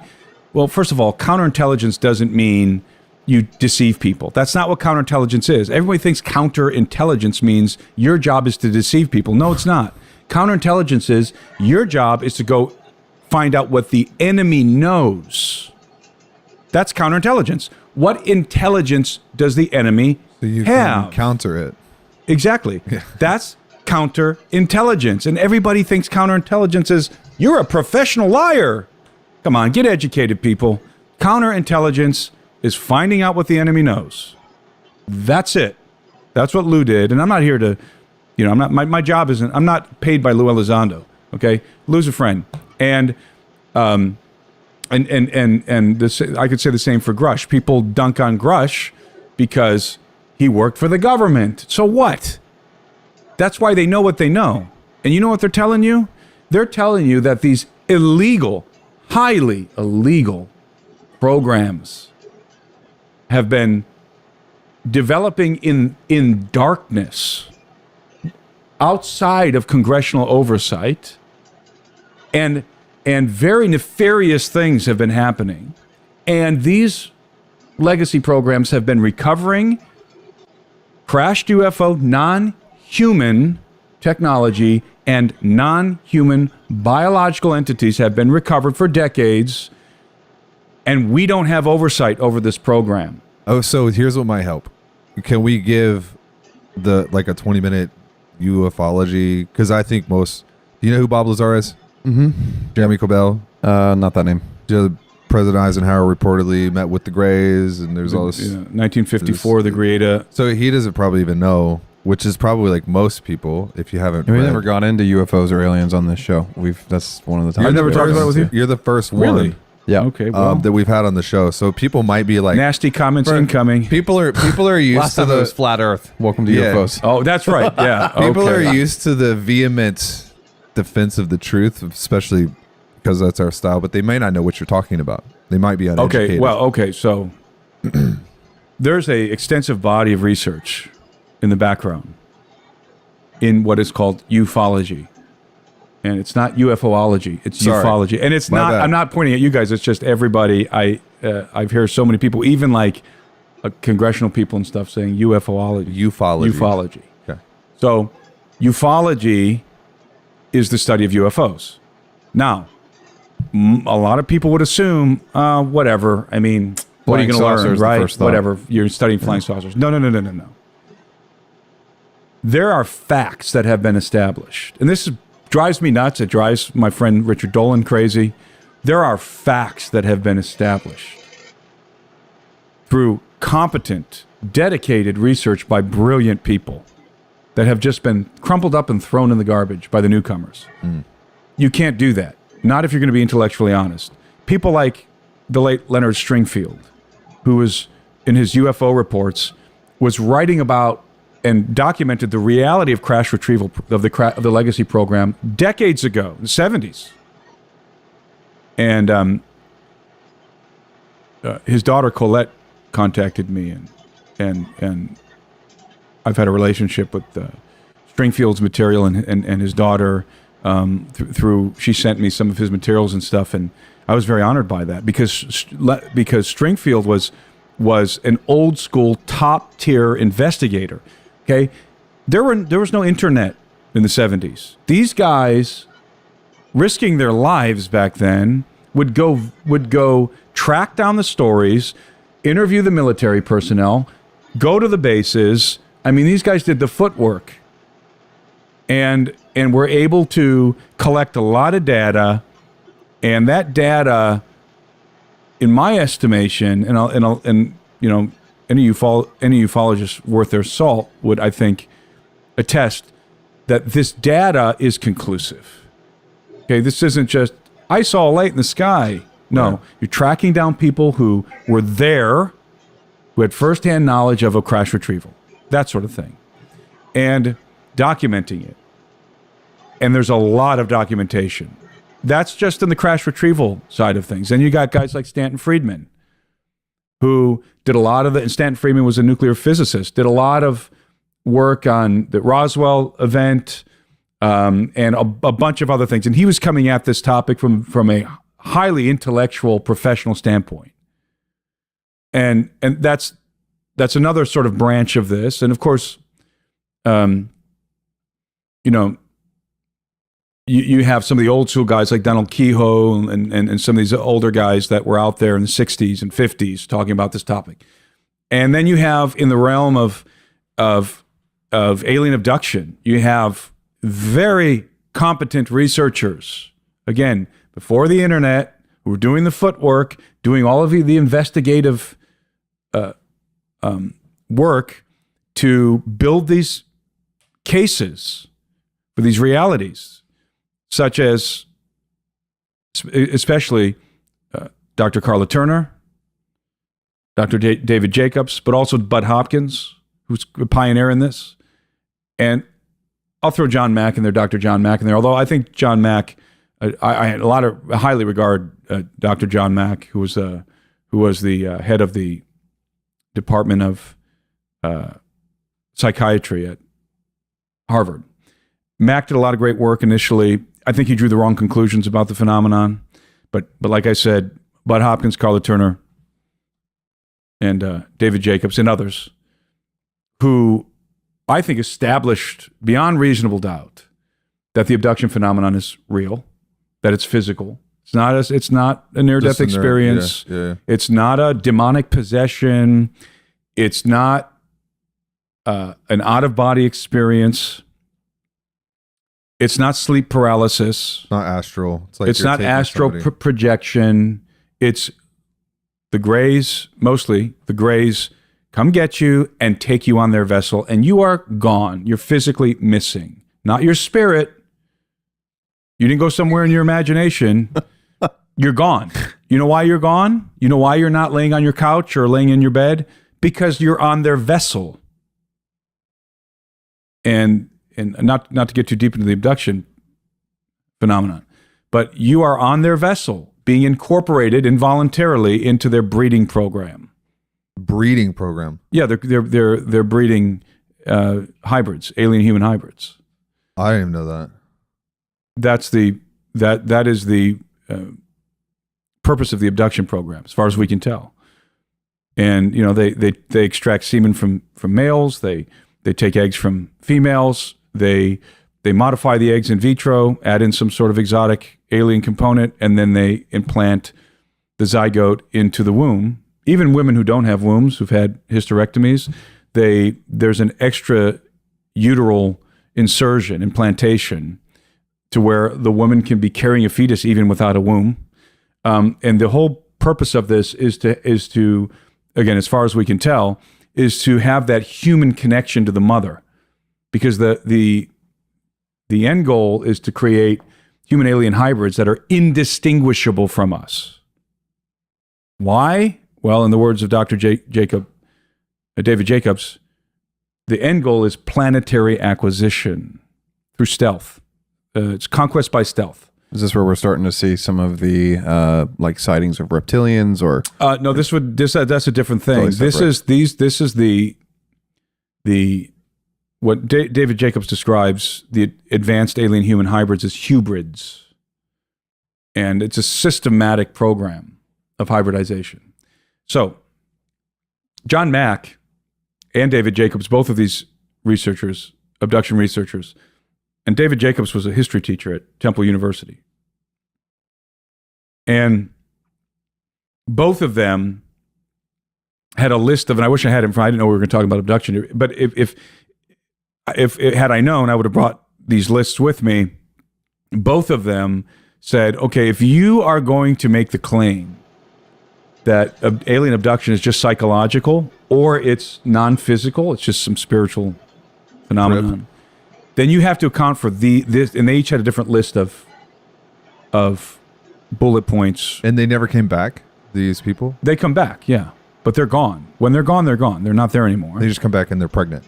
Well, they're not. No one knows they're pregnant yet until they.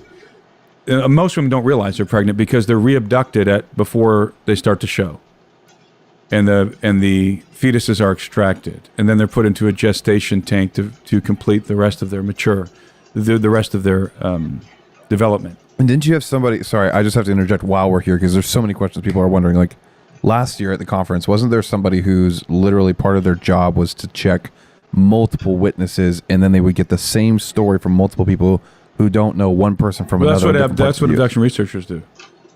Yeah, that's what abduction researchers do, or did. There aren't, as far as I know, there aren't any. And forgive me if there's somebody out there that qualifies here, but I don't know of any competent abduction researchers anymore. The field is too tainted with the New Age and all kind of nonsense. The people I've referenced were very scientific in their approach.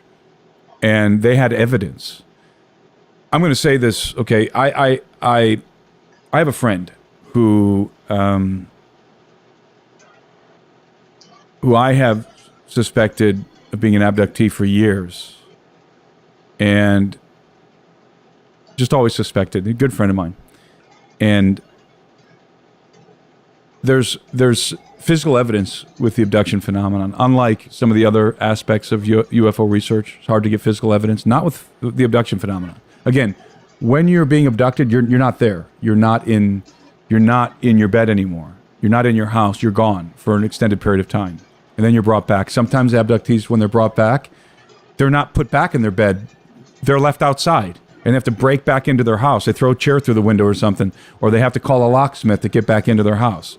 Sometimes they're brought back without their clothes on, or with their clothes on backwards, or with somebody else's clothes on. And they come back, in many cases, with physical scars, scoop marks, and different configurations of scars that they didn't have before they went to bed, apart from the fact that they come back, the women, with fetuses in their wombs, which this is called missing fetal syndrome, or missing fetus syndrome, rather.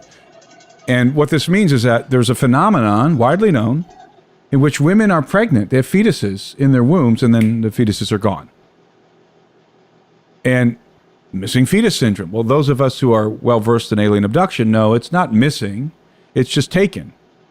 So a woman, this is very, very common. In fact, I believe that all women are being used to incubate alien hybrids, all abductees, all female abductees. And even if they in real life they can't get pregnant, doesn't matter. So you'll have a woman, in some cases a virgin, who suddenly is pregnant, right? Oop, this is weird. She goes to a gynecologist. The gynecologist says, "You're pregnant." And she says, "That's impossible, okay?" I'm like Mary over here. That's impossible. and the gynecologist, of course, doesn't believe her. Yeah. And she goes home and she's distraught. How can this be possible? Did I get, somebody slipped me a roofie? What happened? And she knows she's pregnant now. She's got a fetus. But before she starts to show, around the 3-month period, the Greys abduct her again, and they remove the fetus. And she goes back into her gynecologist. Baby's gone. Fetus is gone. And the gynecologist says, you must have had a miscarriage. And she says, "Well, as far as I know, I didn't have a miscarriage. But, the gynecologist is going to assume you had a miscarriage. You just didn't realize it." In some cases, the abductees are telepathically interlaced, I say, with the phenomenon, with the beings. And also they have implants. So there's technology implanted in their body that has been extracted, especially by the late Dr. Lear. So we found them. Oh, we have them. Yeah, certainly. Steven Spielberg has a collection of alien implants. So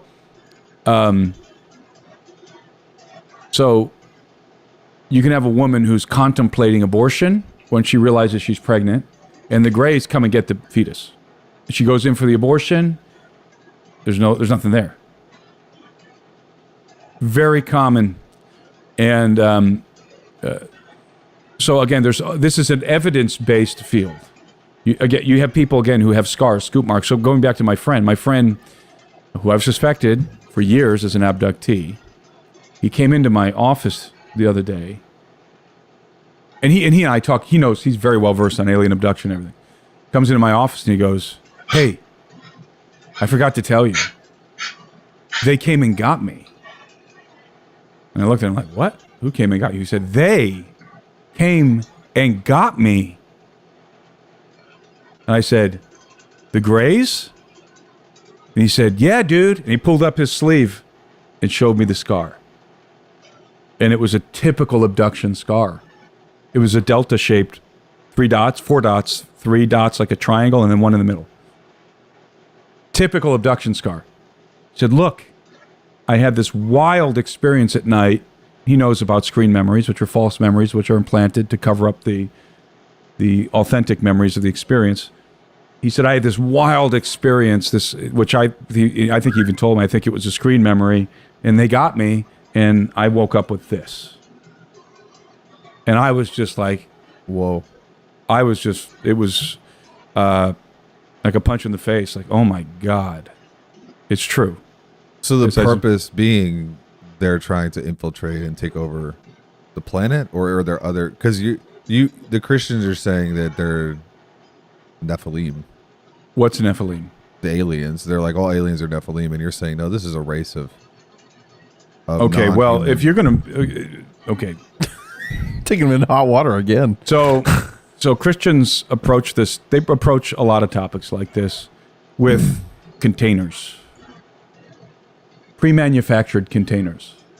This is called presuppositionalism, theologically speaking. So, a presuppositionalist will approach a topic with the conclusion already in hand. Yep. And this is literally like a theological position. I'm a presuppositionalist, which means I've already determined through my reading of the Bible that the 6-day creation are literal 6 days. This is an example. And then this kind of a person will say, I am a presuppositionalist, which means that when I approach this topic, I don't care whatever the data is, I'm going to take that data, twist it, mangle it, compress it, and stick it into my Tupperware container with the label 6-day creation or whatever. That's a presuppositional theological position. I am not a presuppositionalist, so I don't have that container. But a lot of Christians, they carry around these little metaphysical Tupperware containers with a label on it. And here's one. Nephilim's fallen angels / Nephilim / demons. That's one. That's a container. It's like this little Tupperware container that they carry around with them, figuratively speaking. So here goes the Christian out into the world. Oh, I'm interested in the UFO thing.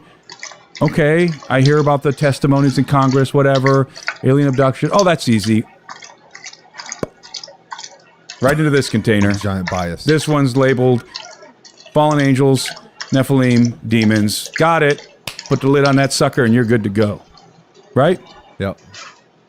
That's what so many Christians do. I'm sorry, but that's what they do. It's true. That's true. That's called presuppositionalism. You have a presumption that anything weird, unexplainable, has got to be fallen angels, Nephilim, demons. Same psychologically with the confirmation bias. Confirmation bias is another way to say it. But I like to think of people carrying Tupperware around in their pocket. Nice image. So pulling that Tupperware out of their backpack and just like, oh, that's unexplainable. Well, let me put that here. This will fit here. It really doesn't. It's like taking the kids' little wooden shape game where they have to put the right shape in the right mold, right, the right hole, and it's like taking a rectangle and you got a circle in the wood, and you take this rectangle, but everything has to fit into your circle. So what do? You put the rectangle on, and then you grab a hammer and you pound it in there. Chisel. You just smash it in there. It doesn't matter if in the process you're destroying the facts. It doesn't matter. You cut away data to make it fit. That's right. Or you cut away data. Yeah. That's a better way to say it. Yeah. You shave off the corners of that rectangle to make it a circle so that it fits into your circular hole. That's not good research. That's not good, and that's not investigative prowess. That's bias. And I'm sorry, I'm an investigative researcher. I don't operate from presuppositions. I'm looking for facts, and I formulate my understanding of reality, such as it is, based on what I can determine to be either likely true or stone cold fact. And I don't walk around with Tupperware. So now, as everyone knows, I'm anchored in the gospel of Christ. My worldview, we've talked about that. I have a Christocentric perspective of the universe. Yep. And so forth. But the problem is that so many Christians approach this topic and they've already predetermined what the answer is, regardless of the facts. If you're going to do that, that's great, but don't call yourself a researcher. Don't call yourself a researcher. If you're coming to the table with a preconceived notion and your Tupperware container, that rectangle, to make it a circle so that it fits into your circular hole. That's not good research. That's not good, and that's not investigative prowess. That's bias. And I'm sorry, I'm an investigative researcher. I don't operate from presuppositions.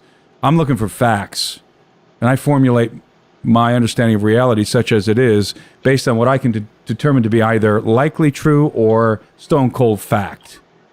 And I don't walk around with Tupperware. So now, as everyone knows, I'm anchored in the gospel of Christ. My worldview, we've talked about that. I have a Christocentric perspective of the universe. Yep. And so forth. But the problem is that so many Christians approach this topic and they've already predetermined what the answer is, regardless of the facts. If you're going to do that, that's great, but don't call yourself a researcher. Don't call yourself a researcher if you're coming to the table with a preconceived notion and your Tupperware container that you're going to slam all this information into. I'm sorry, it's just that's not the way the world works. And so the only way for Christians to make sense of this phenomenon, biblically speaking, is to slap one of these three labels on it: fallen angel, Nephilim, demon. And if you say to a Christian, okay, that's nice, but these facts are in conflict with that theory. Some Christians who I've encountered will go, oh, you're right. Ooh, you're right. I'm going to have to go back to the drawing board here. Most Christians go, I don't care about, just PSYOP, Project Bluebeam. That's forcing that square rectangular peg into a circle, into the circular hole. Oh, it's all deception. It's just all deception. Right. I got to calm down. I'm going to get all worked up. Pause. So, pause. Hold on. Let me get you back there. Here's my question. Everything you're saying is true, and I understand that more than most people. It's not necessarily in conflict with the Bible. It's in conflict with their interpretation or their Tupperware. Yes. So what you know more about this than anyone I've ever talked to. So what does it mean? What were the graves around when Jesus was born? I'm going to present you with one of the most problematic presuppositional positions. Okay. The Bible tells us about everything. Interesting. Got it. Wrong. Got it. The Bible tells us about some things, is the fact. Any rational person knows that to be true. Yes. We have the Son of God, who's the maker, by the way, according to the scriptures. Yes. This is through whom and for whom all things were created. And have their being. Yep. So this is the maker walking among us in the first century. And he is walking through Judea, teaching about the kingdom of heaven in the form of analogy, by the way, and rather allegory, which are parables. Parables are a form of allegory. So he's analogizing the kingdom of heaven in the form of parables, which is again allegory, and he's teaching people about the kingdom. That's what he's doing fundamentally, and he's reprimanding the teachers of the law, Pharisees, the Sadducees, as he's going along, and he's healing the sick and demonstrating that he is who he's saying he is. This is the work of Jesus of Nazareth. This is the maker of the universe. Okay, he could have at any moment instructed the Jews who are under the domination of the Romans. He could have said, let me tell you something about this thing called electricity. Mm-hmm. Internal combustion. The germ theory of disease. Hey, physicians, let me gather all the physicians together. I want you guys to do one thing before you deliver a baby. Wash your hands. Any of these things which would have upgraded instantly, any of these scientific fields, instantly upgraded them to such extent that he could have taught the scientific thinkers among the Jews to develop weapons and tools to overthrow the Romans if he wanted. Yep. Not one single syllable about any of this. Right? Right. Yep. He didn't tell us anything about any of that. He didn't say, hey, you see these stars out here?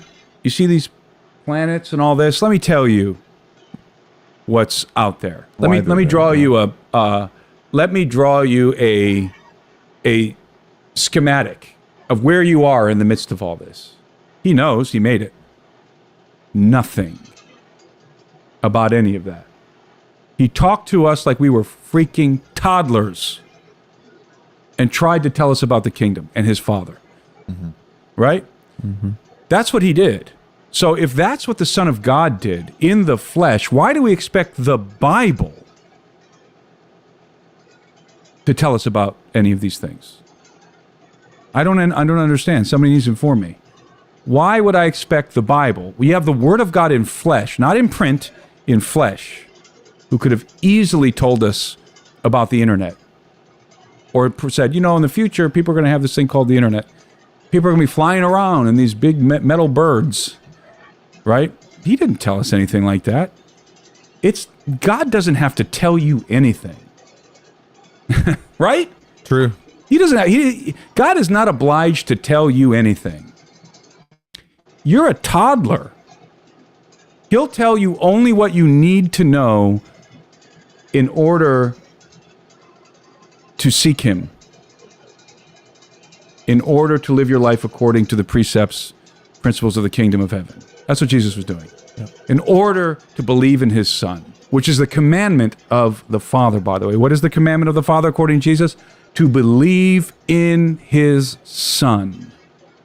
So Jesus was not interested in upgrading the scientific knowledge of the Jews. Not to say that scientific pursuits are ungodly.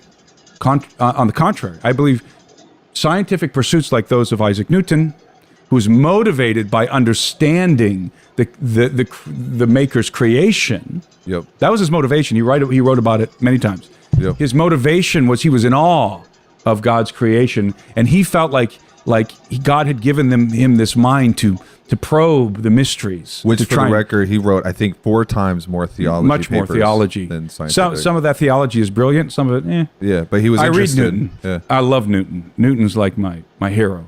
People say, "Oh, he's a Freemason." Like, you know what? Just back. Shut mouth. Back. This is a guy who created calculus in less time than it takes a college student to learn it. Discovered. Yeah, We discovered. got a lot of hate on the last. Discovered calculus. Yeah. Okay, so anyway, the point is, the Bible tells us very little about anything, but very much about the Son of God and about what we need to do to please God, to know God, to govern righteously on earth, right, and to enter the kingdom. Yes. That's what the Bible tells us. Now, does it tell us other things? Are there clues and hints? Of course. Mm-hmm. Of course. There are things that are hidden. Prophecy is esoteric, as we've talked about before. So, this is the slogan of my members community. It is the glory of God to conceal things, but the glory of kings to search things out. Yeah. God is in the business of concealing things. Sorry, he is. I just feel like we forget how big he is sometimes. Yeah. We forget how freaking small we are. We're 6 foot. We know nothing. Tiny little, we're infants. Yeah. And here we are thinking that the 66 books of the Bible written by Iron Age people is supposed to tell us about everything that there is. Why? Which, just to draw a distinction, does not belittle your reverence for Absolutely Scripture. not. You love Scripture. No, I have a Christocentric perspective. Correct. I put Christ at the center of all things. This story, as I've said on your show, is not about us. It's about him. It's his story. We're an ancillary character in his story. That's why, you know what? If you don't believe in him and you don't align yourself, if your allegiance isn't with the King of Heaven, goodbye. Because it ain't about you. It's about him and those who are with him. And it's his story. You are insignificant compared to the Son of God. Infinitely insignificant. The Father loves his Son more than any of us. That's a biblical fact. And people say, well, but he sent his Son to die. Yes, for God so loved the world that he gave his only begotten Son. But he glorified his Son. And he put him on top of everything. And if you reject his Son, this Father who sent his Son to die for you, is going to send you to hell. So he loves his son more than you. Your allegiance has to be with the Son of God. And that is the important thing. That's the thing that matters. And that's my testimony. That's my witness. So, why am I talking about that? Oh, so from a Christocentric perspective, it doesn't matter how big the universe it is. It doesn't matter what else is out there. Who cares? It's not my story. God is not under no obligation to tell me. My responsibility is to believe what has been revealed. And what has been revealed, the primary thing, the message, the memo, is that Jesus is his son. And the commandment of God is to believe in his son. And the commandment of the son, is to love one another. Mm-hmm. Oops. All those Christian trolls out there. We're screwed. Oops. So the commandment of God is to love, is to believe in his son, and the commandment of Jesus Christ is to love one another. And that's, again, the scripture reveals a lot that's hidden. So most of those hidden things are not understood anyway by the Christian community, by pastors, by theologians, by scholars. Most of those things are not understood because there's a wisdom that trumps scholarship. It's the kind of wisdom that Solomon had. It's wisdom that can only be understood and communicated through symbolism and through astrology. And when I say astrology, I don't mean divination. I don't mean worshiping the stars. Taking personality from I it. mean the things, you guys were at my conference, the things that are written in the stars. The book of nature. It's the book of nature. Yeah. And the witness of the stars, which is the testimony of the Son of God and his victory over the powers of darkness.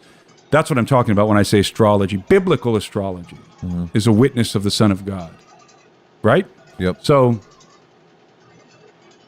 the point is, going back to the original point, God is under no obligation to tell you anything and to assume that human beings, that we have knowledge of everything out there, because the Bible tells us X, Y, Z is a presuppositional position that is erroneous, and I would add absurd. It's just not true. It's just not true.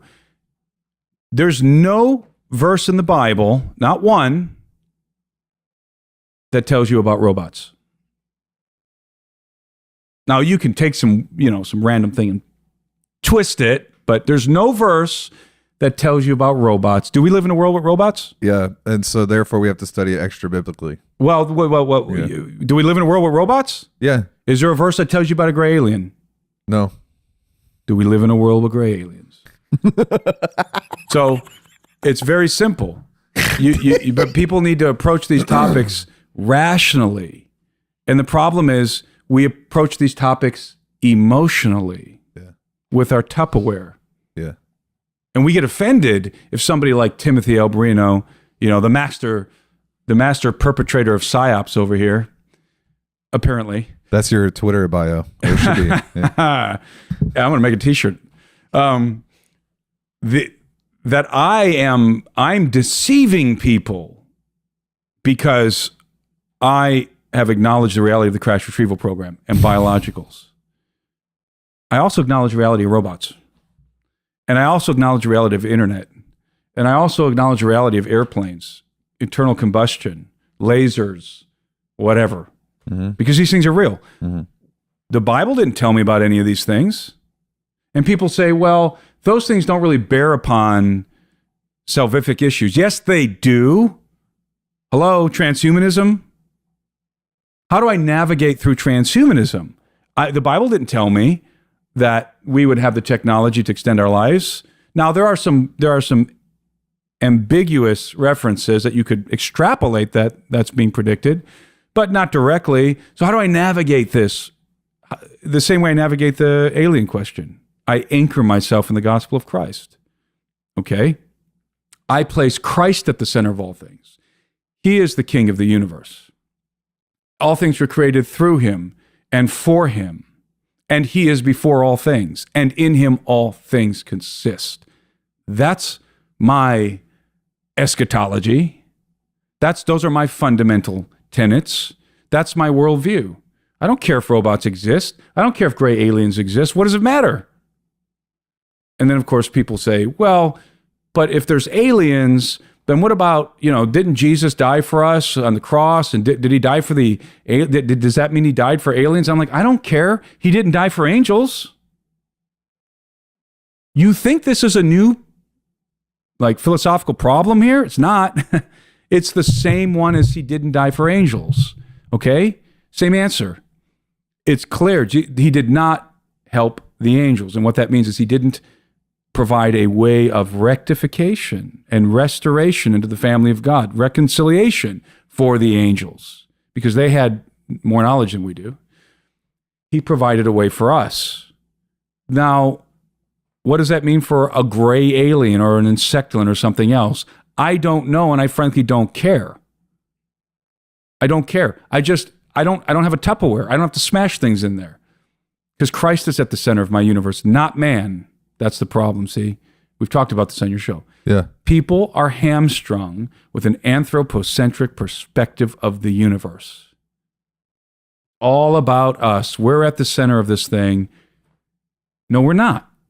Christ is at the center.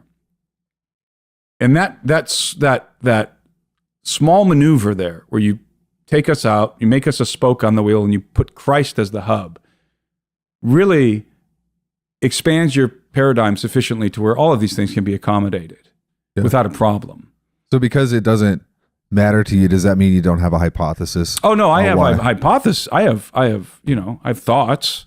But what I'm trying to illustrate here is, in the absence of information, as it pertains to as it pertains to gray aliens, let's be specific. The Christian approaches the topic with his Tupperware container. Mm-hmm. And under the presupposition that the Bible does tell us what this is, see, I have a container that says fallen angel, Nephilim, demon. It has to be one of those So three. they squish it in there. Yeah. And I'm saying, maybe not. Maybe there's aspects of this that can be answered by some of that. Let's take the first one, quote unquote, fallen angel, which are just apostate sons of God. Fallen is not a term like a physical description of anything. In fact, it's not even a biblical term, fallen angel. It's a biblical idea, but it's not a biblical term. The fallen aspect here is called insubordination, defection from the kingdom. Rebel. Right. They don't look different. They're not a different species. They're siblings of the good guys. They just happen to be on the wrong side of this thing. They're in opposition to the King of Heaven rather than loyal. They're not loyal to him. They're disloyal. Disloyal sons of God. Right? Okay. So you have these guys that are very, very old. They pre-exist us. We've talked about this on your show. I mean, I'm being repetitive here. These are things we've discussed. These beings pre-exist us, full stop. That's a biblical fact. The sons of God pre-exist us, biblically speaking. So, and I'm going to also add to this that their civilization pre-exists ours. Now, most Christians aren't accustomed to thinking about the kingdom of heaven as a civilization, but that's what it is. They have technology. They manufacture and wield technology. That's apparent. I mean, it's apparent in the biblical narrative. Now, people say, no, they just pretend to, or it's just spiritual, or here's an oxymoron, supernatural technology. It's an oxymoron. So, and the reason why that's an oxymoron is because if something is supernatural, it's above nature. Technology is availing of things that we know about nature, and we take the things we know about nature and we make technology. If something is supernatural, it's unknown. Right, and if you label this thing supernatural, for example, let's go back to the medieval world. They didn't know where diseases came from, so the medieval person would attribute diseases to foul air, literally foul air, or demonic spirits. Which I think there's some truth to that, but of course we know that like the common cold isn't a demon. Yeah, right. We know what happens. How do I get the cold? It's not demon possession. I come into contact with someone who's got that virus, and I get infected, and I get the cold, right? So that's the germ theory of disease. So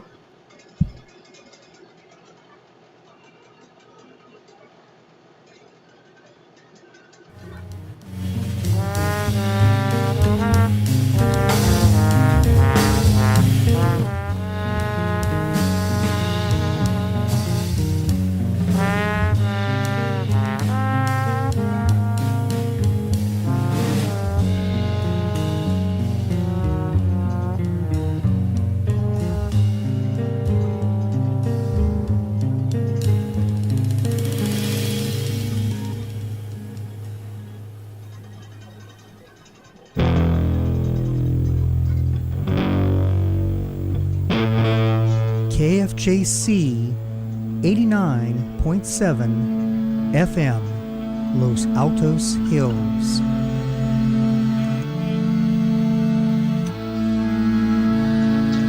Eclectic sounds for discriminating ears.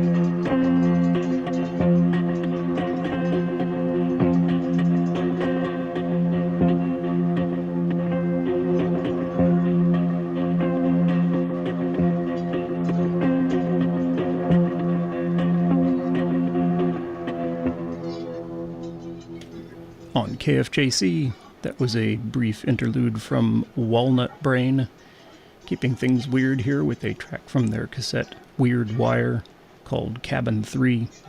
Before that, the title track from Eden Rose's 1970 album On the Way to Eden. Prior to that one, Kalia Vandiver with In My Dream House off of Another View. And starting off the set, Nala Sinefro with Space 5 on her new release, Space 1.8. And if you're saying to yourself, now, wait, what was he saying? He said that too fast. Don't worry. You can always go to our website. That's kfjc.org and click on Current Playlist. You can also hit past playlists and see what other DJs have been spinning. And if you see some of the albums come up with their titles in red text, that means you can click and read a review by one of our very own KFGC DJs and see who else has been playing that record lately. And if you missed a show, shows are available for listening online for 2 weeks in our archives, which is an unbelievable wealth of entertainment. So check it out. My name is Iceberg. You're listening to Monday's Grave. I'm here until 6 a.m. Coming up next, something from Optic Sync on Your Wave of the West, KFJC.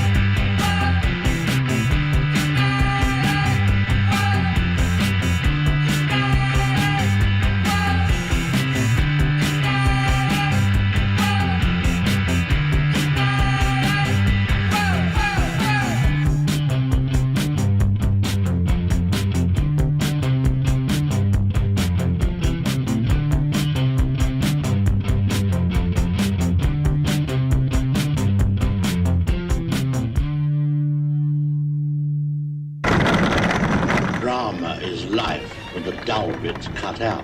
Do you know the world is a foul sty?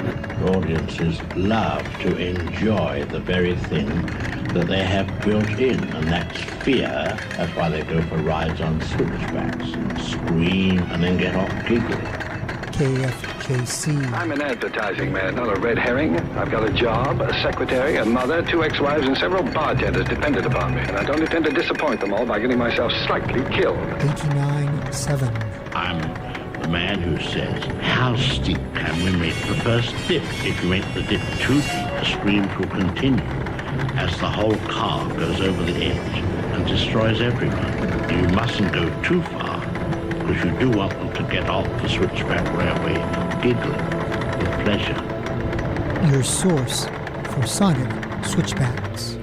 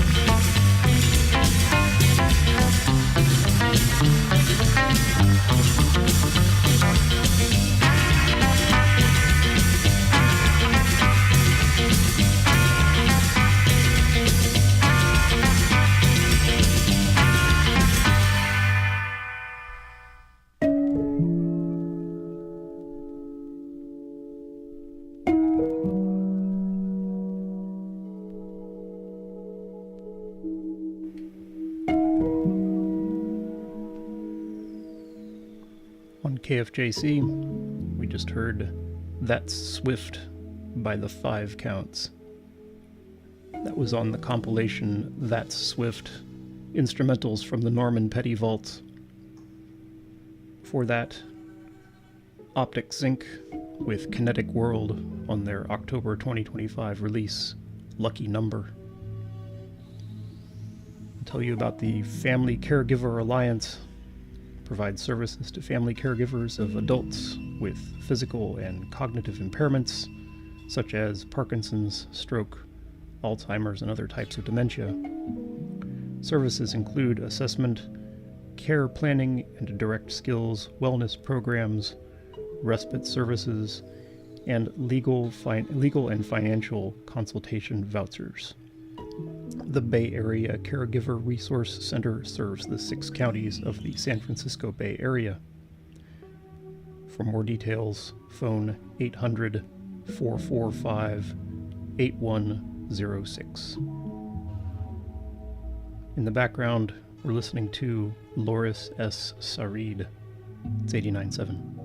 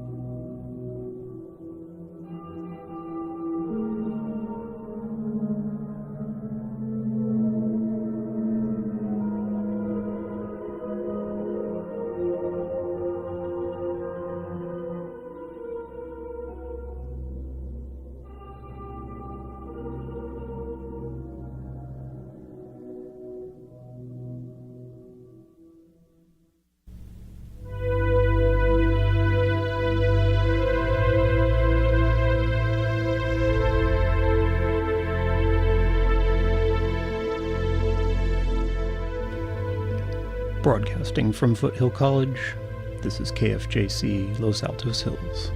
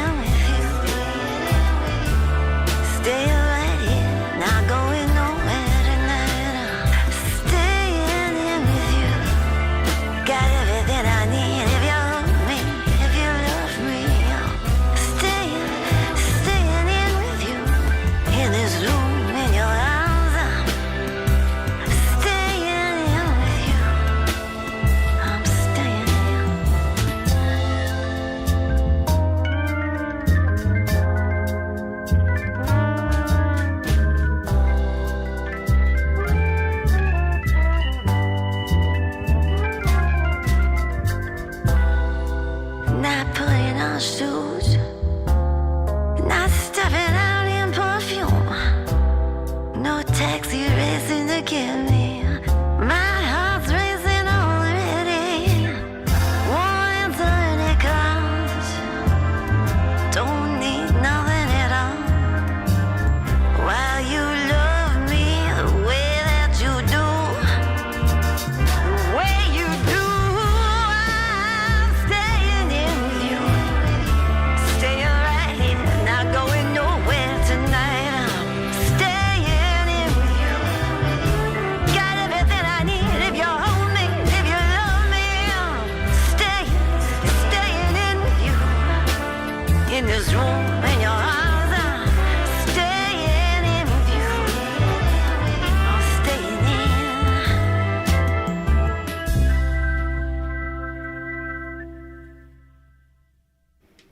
On KFJC, that was Black Violet with Stayin' In on her 2025 release After You. Before that, Johan Agbjorn with By Lake Ryud off of Southern Forest. Arid Landscapes on their 2025 self-titled release with the track Nova. Raxon brought us Your Fault, and that was on the Compact Total 24 compilation release. Starting off that set, Loris S. Sarid from Glasgow, Scotland, with his track Infinite Browsing. And that's on the Ambient $sign release from last October.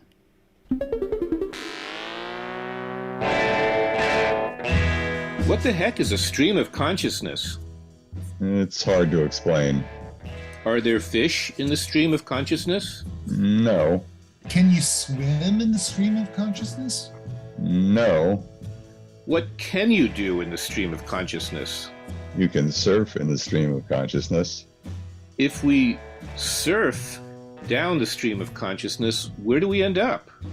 At the Reverb Hour. Cousin Mary from 7 to 10 p.m. Mondays on KFJC. 2 hours that would make William James proud, and then an hour of heavy-duty reverb, only on KFJC. Tune in tonight and hear Cousin Mary on the Stream of Consciousness and the Reverb Hour. My name is Iceberg. You're tuned into Monday's Grave. I'll be here until 6 a.m. Next up, a piece by Sea Feel. It's 89.7.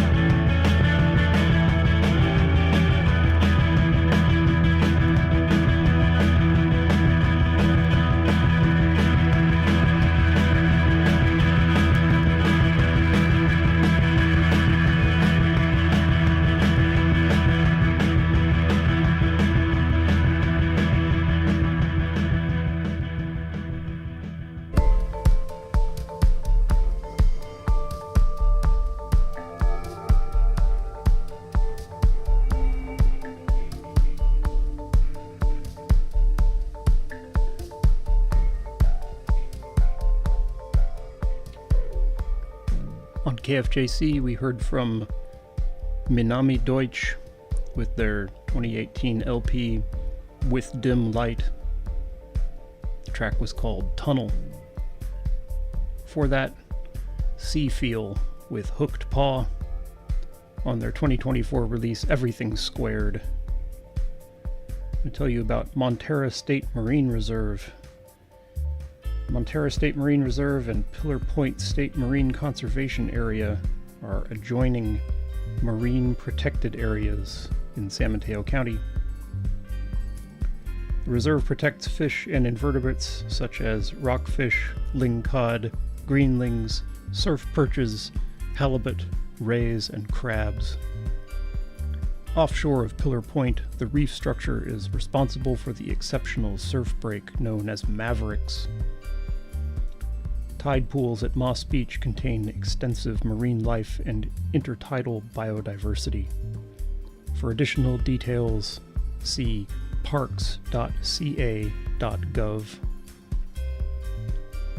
In the background, we're listening to Pantha du Prince and the Bell Laboratory on your source for bells, KFJC.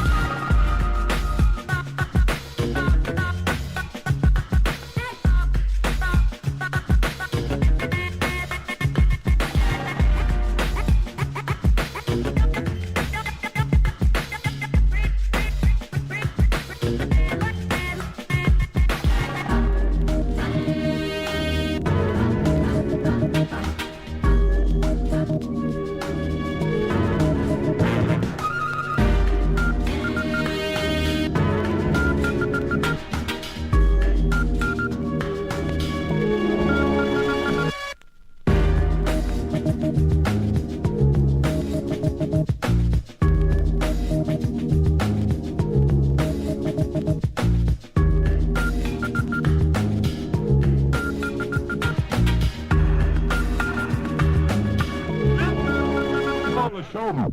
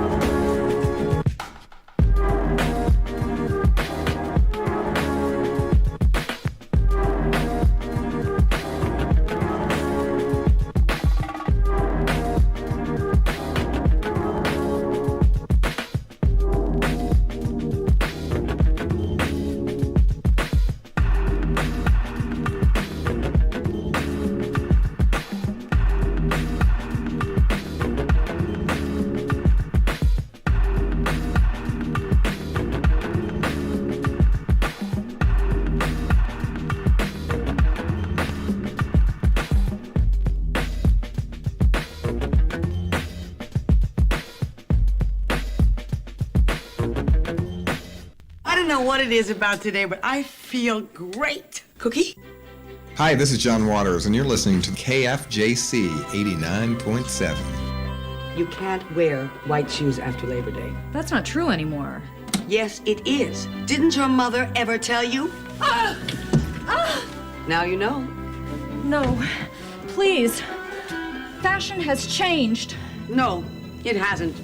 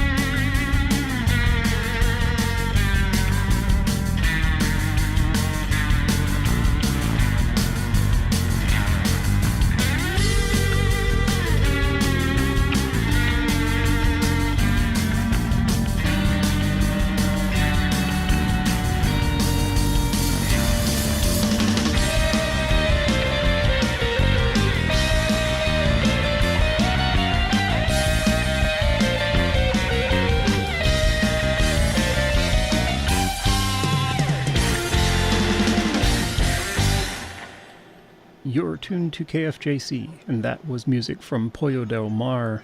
The track was called Cutlass Supreme, and that was off The Devil and the Deep Blue Sea from 1999.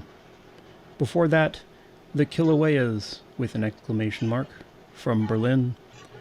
Their track was Zambezi Nocturne, and that was off of their 2017 45 release, The Men from Mensch. For that, the Frigidaires from Atlanta, Georgia brought us Draggin, Draggin, from their 2024 release Play It Cool. And Squirrel, also from Berlin, brought us Extra, off of their 2024 release Legs Akimbo. Since independently produced radio news has been all but extinguished by pre-packaged corporate product, it becomes even more vital that KFJC listeners receive quality public affairs programming, and they get it with Robert Emmett's Thoughtline. How do we do it? Well, it starts with the lobster shift at 4 a.m. Due to a shortage of manpower, Foothill College custodians are tasked with scanning the stories that have poured off the teletypes during the night and choosing the news stories you hear later over the KFJC airwaves. The result is informative, incomprehensible, profound, infuriating, random, and ridiculous, just like KFJC. Tracking for dollars? It takes Robert Emmett to sort out the deliberate and incidental nonsense, managing every week to somehow expand your worldview. Thoughtline. Mondays, 6 to 7 p.m. on KFJC. Tune in tonight and catch Thoughtline with Robert Emmett. My name is Iceberg, and you're listening to Monday's Grave. I'll be hanging out with you until 6 a.m. Coming up next, something from the Halibuts on the Wave of the West, KFJC.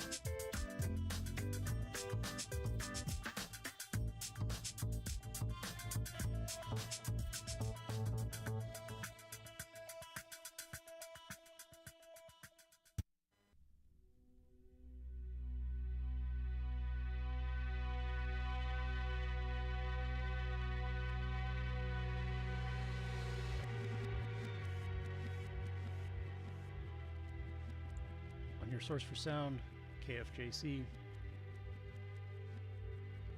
Closing out that last set was Julie Frith with Beater Beat off of the release Electro. That's from 2016. Before that, French musician Félicia Atkinson with Un Oval Vert which was off of her 2019 CD, The Flower and the Vessel. Starting off, we had the Halibuts with Mr. Mysterioso on their 1984 release, Halibut Beach. Community Services Agency of Mountain View and Los Altos offers food, including fresh dairy and produce, to those in need. CSA's Food and Nutrition Center is open Mondays, Thursdays, and Fridays to residents of Mountain View and Los Altos. For more information, go to CSA Cares, CSACARES.org. In the background, we're listening to Venus Beltran.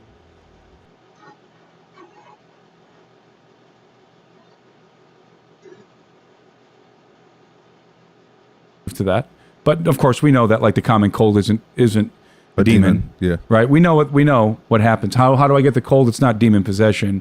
I come into contact with someone who's got that virus, and I get I get infected, and I get the cold. Right. So that's the germ theory of disease. So, but in the Middle Ages, in that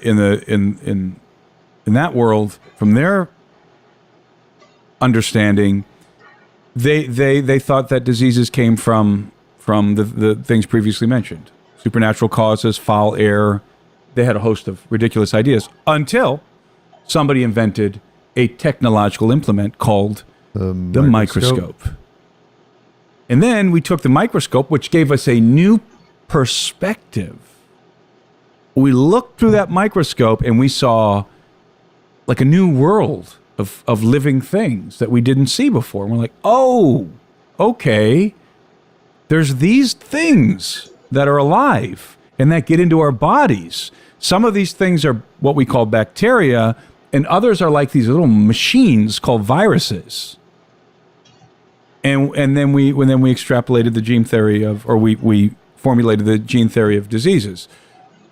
So the point is, a thing is only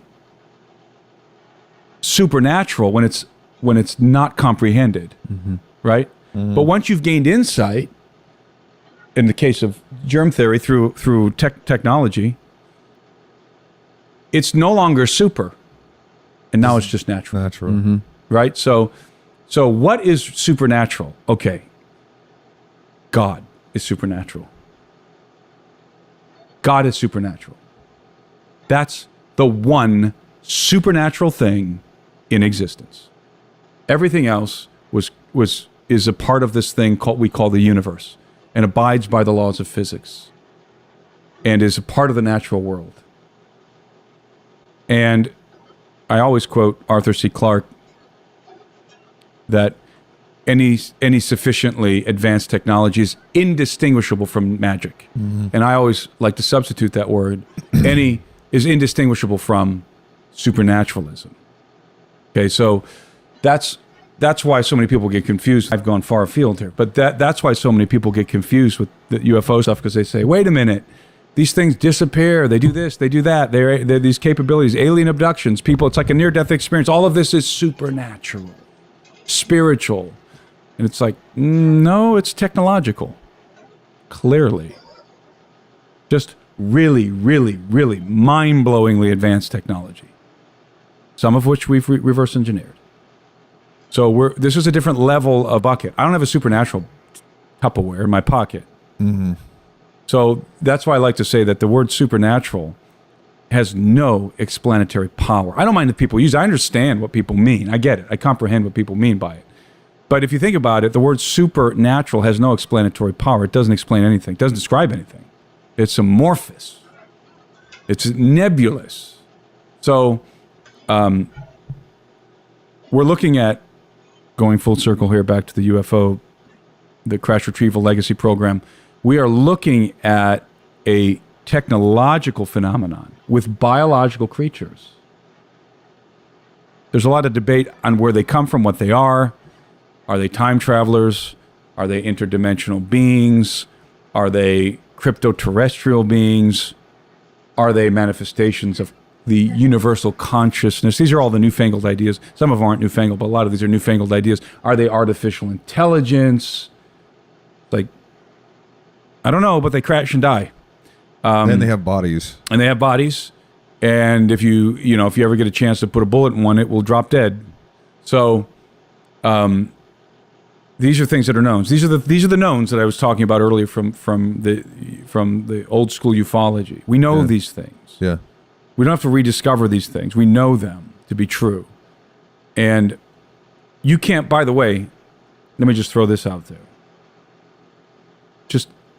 I want to increase the amount of mean comments you guys are going to get on this video. You always do this, Let's bro. do this. All right, so everybody says, "Oh, okay, it's interdimensional."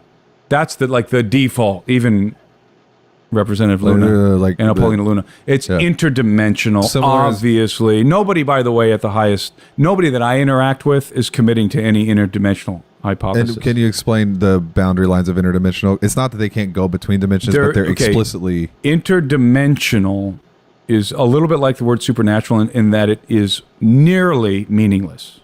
Because first you have to determine what you mean by interdimensional before you can try and formulate some kind of theory of UFOs.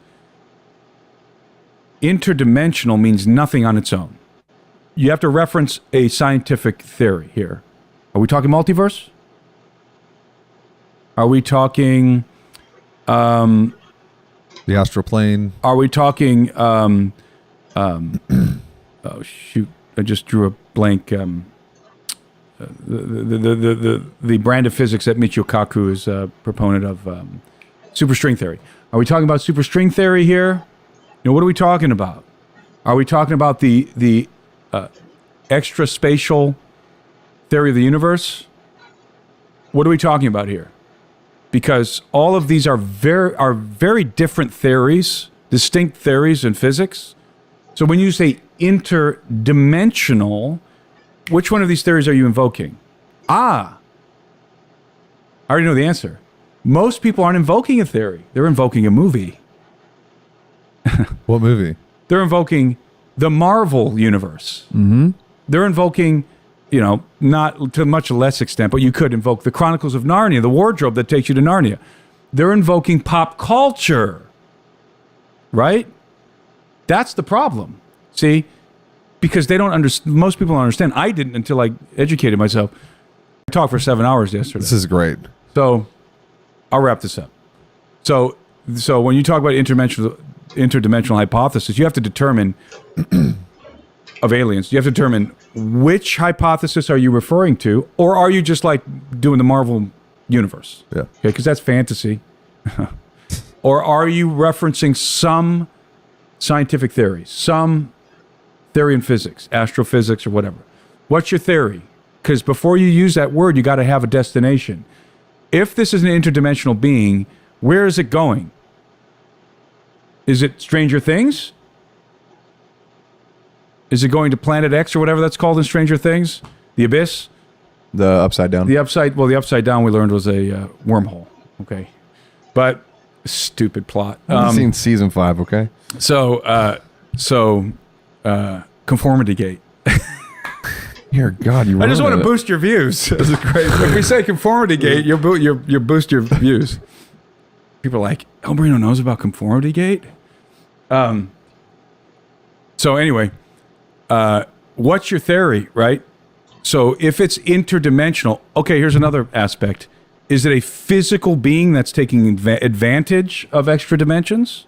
Or is the very nature of the being not physical, not subject to the 3 dimensions and fourth of time in our world? You've got to specify what you mean by interdimensional, or you have literally said nothing. But you sound smart. You sound like you got an answer. So you don't. Now, I'm not against the interdimensional hypothesis with certain specifications. Let's modify this. So I subscribe to the hyperspatial theory of the universe. I called it extraspatial. I meant hyperspatial.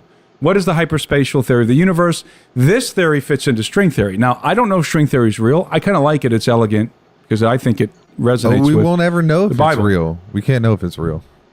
maybe so. But the hyperspatial theory of the universe posits that there are more dimensions, physical dimensions, keep that in mind, of our universe than the 3 physical dimensions and the one of time.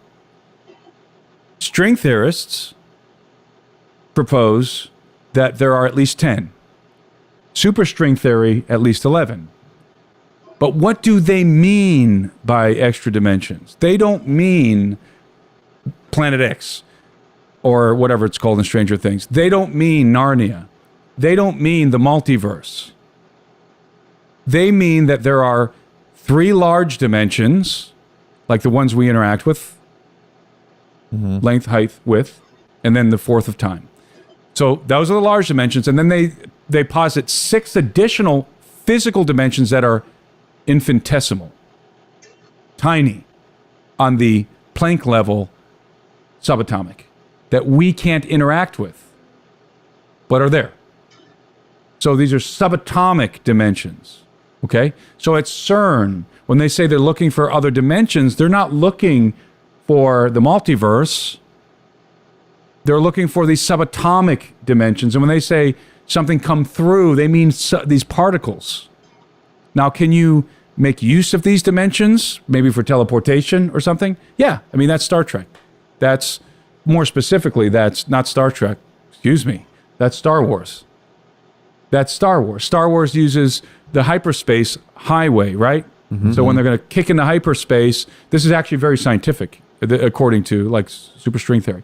They kick into hyperdrive, they jump into a hyperspatial highway that is a shortcut between 2 places in the universe. But they start off in a physical part of the universe and they end in a physical part of the universe. Okay.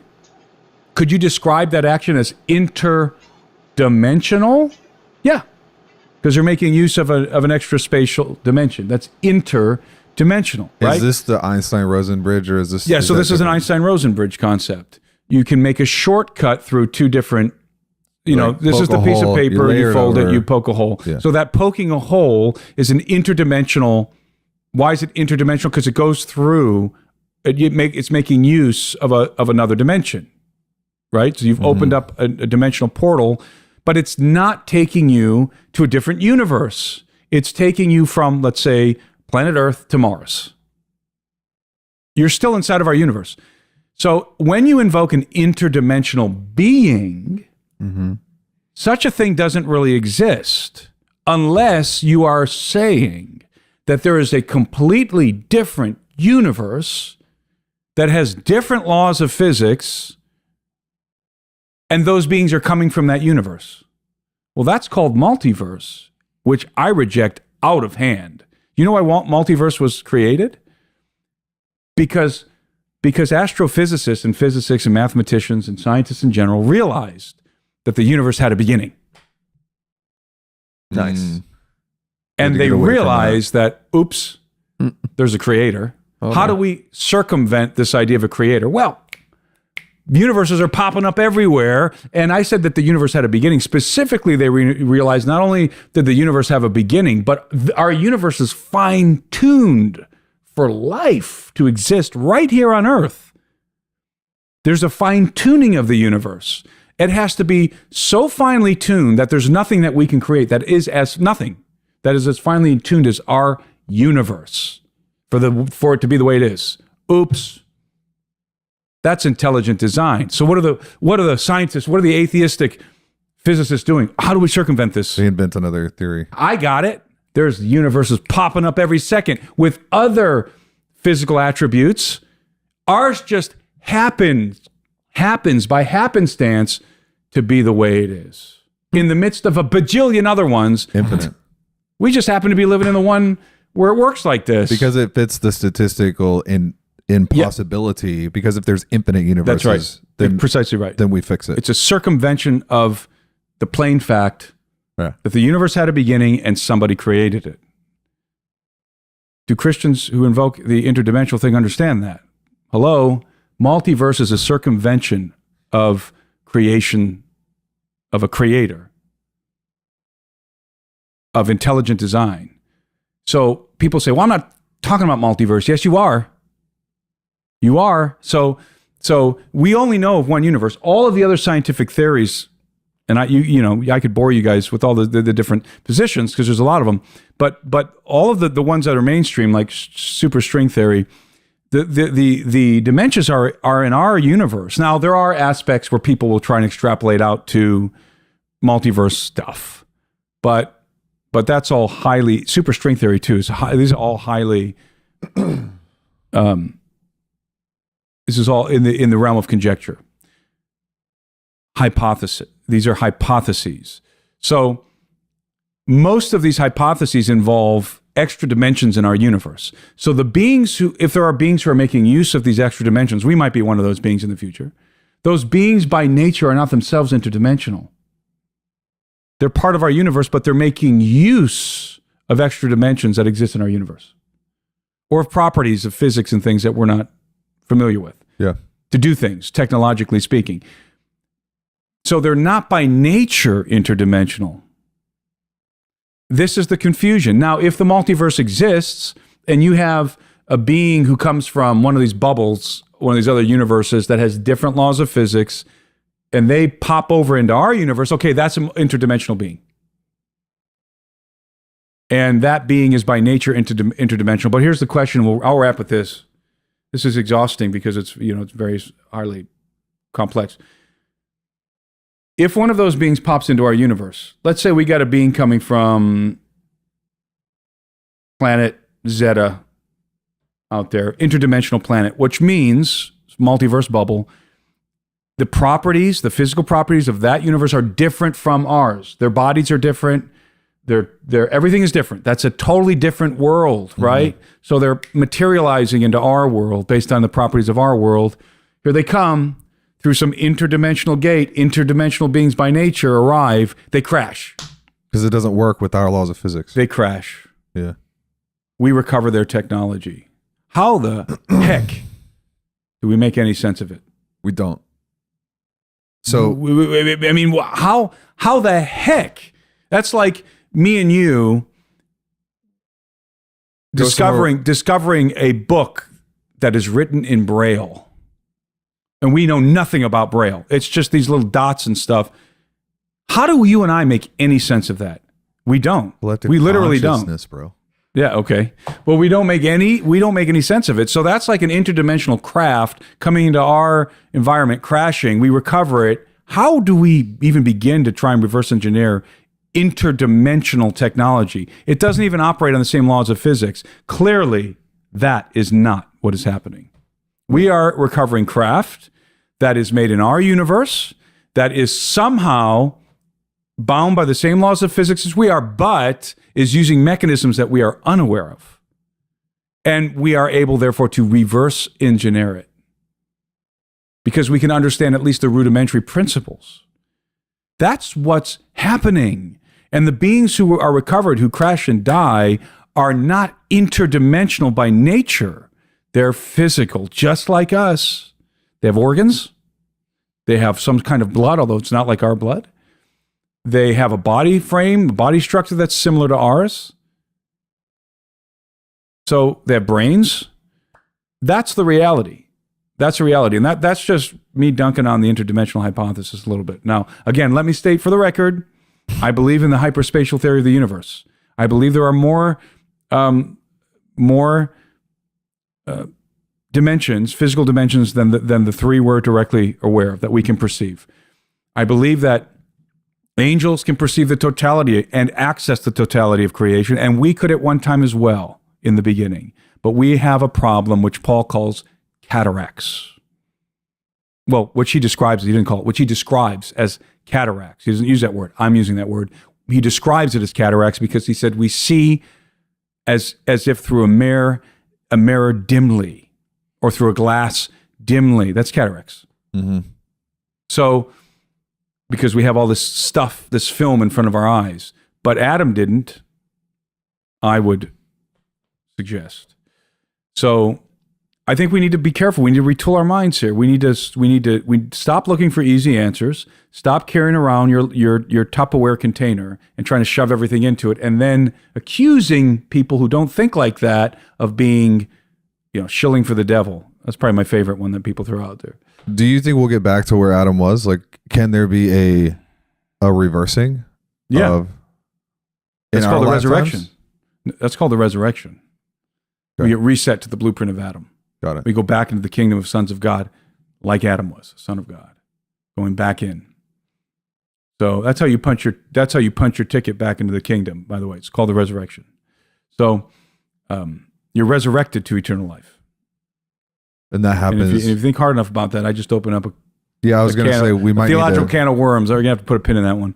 But we'll have to bring him back to go into that one. yeah, so I'm not trying to take shots at anybody. I'm just trying to force people to, in regard to the interdimensional stuff, define your terms before you go around pretending like you got the answer to everything and accusing people who don't think like that of being liars or deceivers or being deceived themselves. Define your terms. So I'm fine with an interdimensional hypothesis as long as it can be properly defined. Now, if you want to believe in the multiverse, go right ahead. But I don't think multiverse is biblical. And so that's fine. Okay. That's your prerogative. But last question, because you've opened up now dimensions.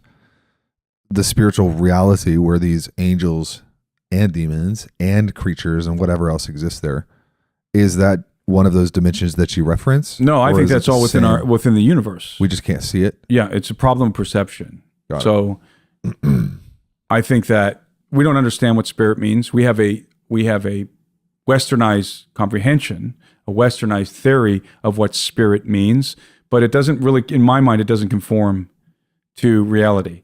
Because right here, I have a spirit, you have a spirit, right? Mm-hmm. We have a spirit. We are spirit, but we're also flesh. And I'm not a Gnostic.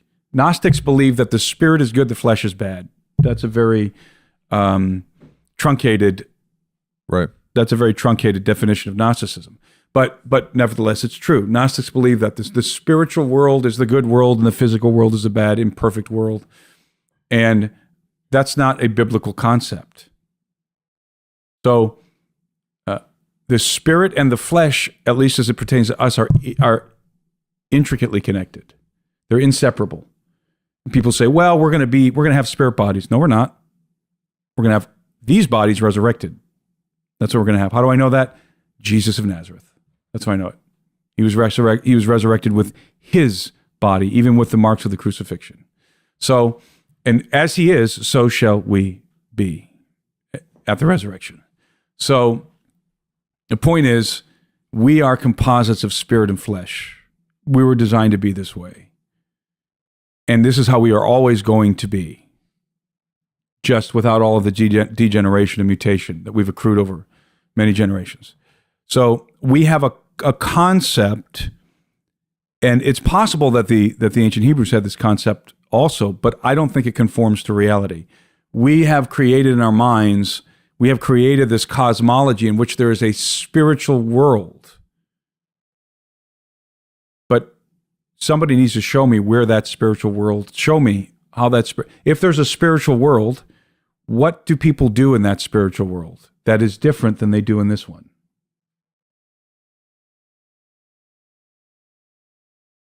What's the answer? I don't know. Are there trees? Are there sunsets? Are there clouds? Most Christians would conceive that there's streets and whatever, because the Bible says streets of gold and so. Are there buildings? I mean, what are we talking about here? What is the spiritual realm that people invoke? What is it? Is it just like gusts of, everybody's like a gust of wind? What is it? Nobody dares define it because it's irrational. Well, I've always posited this. It's tied to different things that you can see. It's different layers of consciousness. When Paul says I was taken up into the third heaven, he saw things. But they weren't necessarily different things than what we see here. Are people eating in the spiritual realm? Are they drinking? Yes. Are they making music? Yes. Then what makes it different than ours? Well, the same thing that makes the level of consciousness, if you get to a certain level, you can. So maybe can it's just a interpret transcendent version of this reality. Potentially. Yeah. Right? Or maybe it's just a stacked reality. Or something like that. Yeah. Which is a different view than most people have. Yeah. My point is, we're going to be eating and drinking in the kingdom of heaven. Absolutely. So it's not all that different than. But is your theory that the Greys will be there or no? Well, that depends on what you mean. I'm not talking about. See, what I'm trying to say is there is no spiritual realm. There's just the kingdom of heaven. And the kingdom of heaven is a place, and I believe it has locality. And we are already spiritual beings. And so I think we have a misconception. That's almost like a multiverse, right? It's like there is one bubble. There is one multiverse that Christians hold. It's called the spiritual world, or the spiritual realm. That's like one of those multiverse bubbles. I don't think so. I think everything is inside of the universe. Including the kingdom of heaven. Realm. I think the kingdom of heaven is right at the center of it. Near you. I don't think Earth is the center of the universe. I think this is literally the kingdom of heaven, where let's be more specific, where the Son of God reigns is the center of the universe. So if he's reigning somewhere else, then that's the center of the universe. If he's reigning here, then this is the center of the universe. Do you have any theories on where that is or no? At the center of the universe? So, I mean, literally, I think it would be at this very center of our universe, wherever that is. Because all things, as I've invoked this before, but this is probably a good way to end. What's my most fundamental Christology, my most fundamental theology is Colossians 1:15 through 17. Speaking of Jesus, where it says, He is the image. There's a lot of statements here that are very important. He is the image of the invisible God, the firstborn over all creation. For by him all things were created that are in heaven and that are on earth, visible and invisible, whether thrones or dominions or principalities or powers. All things were created through him and for him. And he is before all things, and in him all things consist. Yeah. The most elegant, in my estimation, the most elegant verses of the Bible describing who the Son of God is. That's my favorite verse in the Bible, because I get goosebumps every time I recite it. Think about all the things that are Hermes. It is a place. It has locality. The universe was created for that king. This is his realm, the entire thing. There isn't a separate realm. That's why I don't subscribe to this idea that there's a separate dimensional realm where these things are. No, it's this universe. This is it. This is where it's at. And the king is here. And this is where things happen and take place. So it's a different perspective. It's a perspective that a lot of Christians are unfamiliar with, uncomfortable with. But know this: there's absolutely nothing unbiblical about that. So that's the difference in my mind. Is the kingdom of heaven transcendent to what we experience here? Yes. Yes. It is transcendent. But is it the same? Is it in the same universe? I would say yes. All indications are yes. Transcendent but not separate. Yes. The children of Israel ate the grain of heaven in the wilderness, the sustenance of the angels. That's what the psalmist says. What did they eat? Manna. What was manna? Grain. Where did it come from? Heaven. Is that literal? I need to go eat carbs. Same. I feel stupid. You need to go eat some grain of heaven. Now I have to go read a bunch of books. Which is limbas, right? In the Chronicles, in Lord of the Rings. Bread of the elves, the bread that Galadriel gives the hobbits. Yeah. Is it litmus bread or something? Limbas? Oh. Well, let's see how accurate my lore is of the Lord of the Rings. All that studying in high school has to amount to something, Limbus. Right? Huh? Limbus. I did it. Wow. See? One small I did good in high piece school. Sustains a traveler for a whole day. Yeah. That's manna, by the way. That's Tolkien. Yeah. Who are the angels in the Lord of the Rings? The elves. Oh, man. Who are the elves in relation to the human race in Lord of the Rings? They're elder siblings. Oh, dear God. How did I miss that? Who he calls the Eldar. How did I miss that, dude? You see, Tolkien is not, let me say definitively, and C.S. Lewis were not members of some occultic secret society. They were believers in Christ. And C.S. Lewis wrote the Chronicles of Narnia as an allegory. J.R.R. Tolkien didn't like allegories, hated them. So he wrote The Lord of the Rings, and what he's depicting is reality cast in a fantastical world, in a fantasy world, as he saw it. Okay? Two different guys who believed in Christ unequivocally, and who both of them wrote about the kingdom of heaven in two different ways. And everybody gets C.S. Lewis's, but nobody gets Tolkien's. I'm really happy he said that because you were a little sad from the Gary Wayne episodes. One of the guys who's brilliant. And you want to know our most hated piece of content? That's probably the most hated. Like, people are like, don't take C.S. Lewis away from me. I was like, why should I? He declares the gospel of Christ accurately and with boldness. I'm glad you said that. Yeah. And so I don't care who his uncle was a Freemason or whatever. Who cares? I don't have time to research it. So the point is, you got to judge a person by what they say and what they do, not by extraneous connections that they may have, or people that they took a photo with, or friends that they have that were a Freemason. I'm friends with Randall Carlson. He's a 32nd degree Freemason. Does that make me a Freemason? Does that make everything here I've said today invalid? Does that invalidate everything I've said? No. Come on, let's not be dumb. But that's an illustration there of how the Inklings, how clever they were in their writing. One did the allegory, right, which is clearly an allegory of the gospel. The other did a different depiction of the kingdom of heaven, which wasn't necessarily an allegory. It was a fantastical depiction of the way that man viewed the kingdom. You're doing it. We got to get you in town for an event. Where? We're just getting it. We have to get you in on an event schedule. When's your next conference? Are you doing one this year? Oh, I've got a lot of things that I'm thinking of doing. Let's do a big one in Nashville. I already did that. 2026 though. I'm willing to kick around any idea. Do you have I'm pretty sure I'm going to do an event in Bozeman. I'm not sure if it's going to be a conference. Yeah. It might be like a dinner.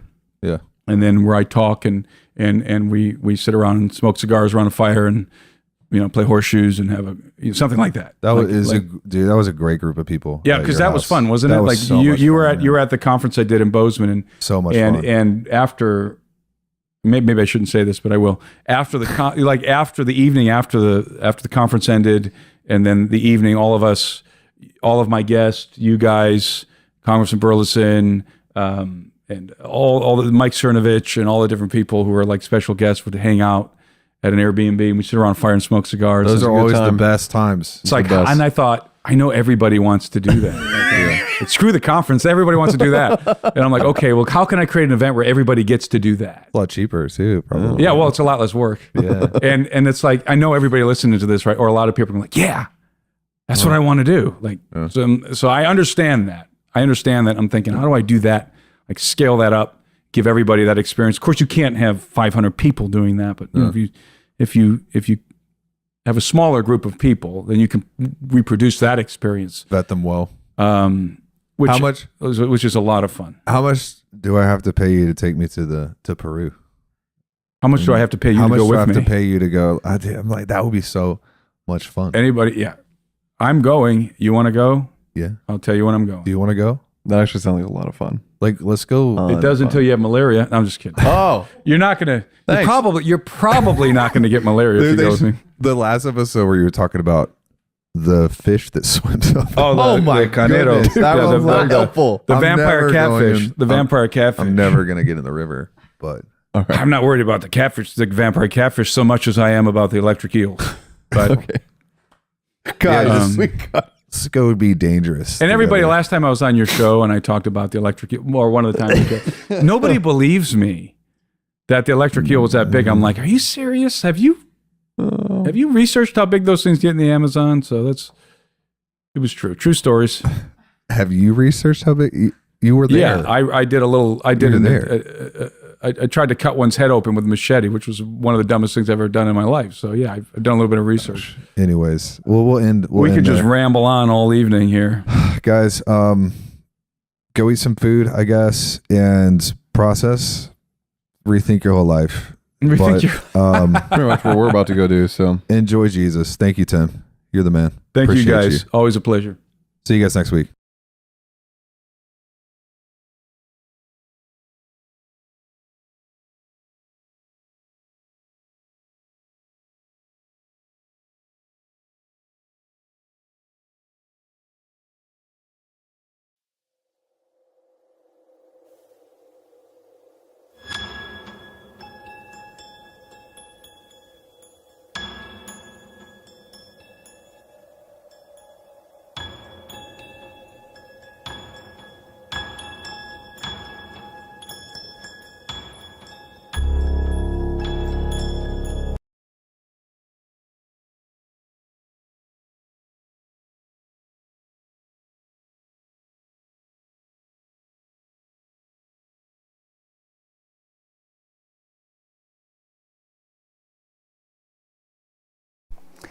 Hi, I expect this video is going to generate some pretty interesting comments.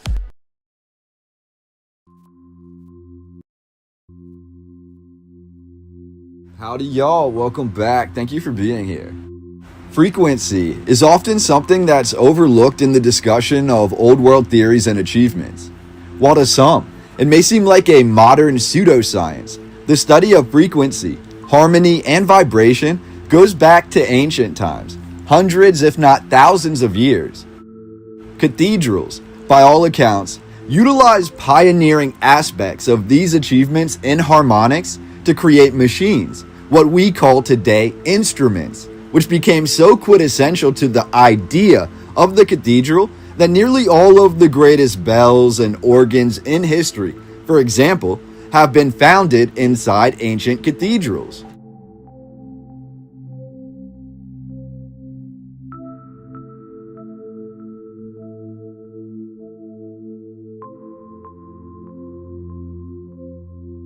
At 354 feet tall, with construction said to have begun the whole way back in 1386, the Milan Cathedral, or Duomo di Milano, is the largest cathedral in all of Italy, not counting the sovereign state of the Vatican City.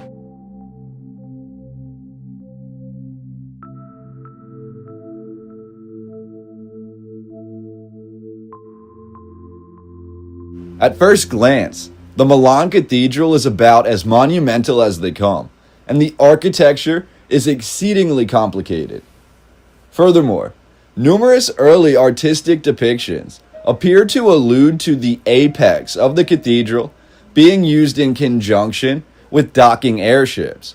And to put the cherry on top, major portions of the Milan Cathedral were damaged or destroyed by air raids during the Second World War, which left much of the structure in rubble, only to be quickly rebuilt.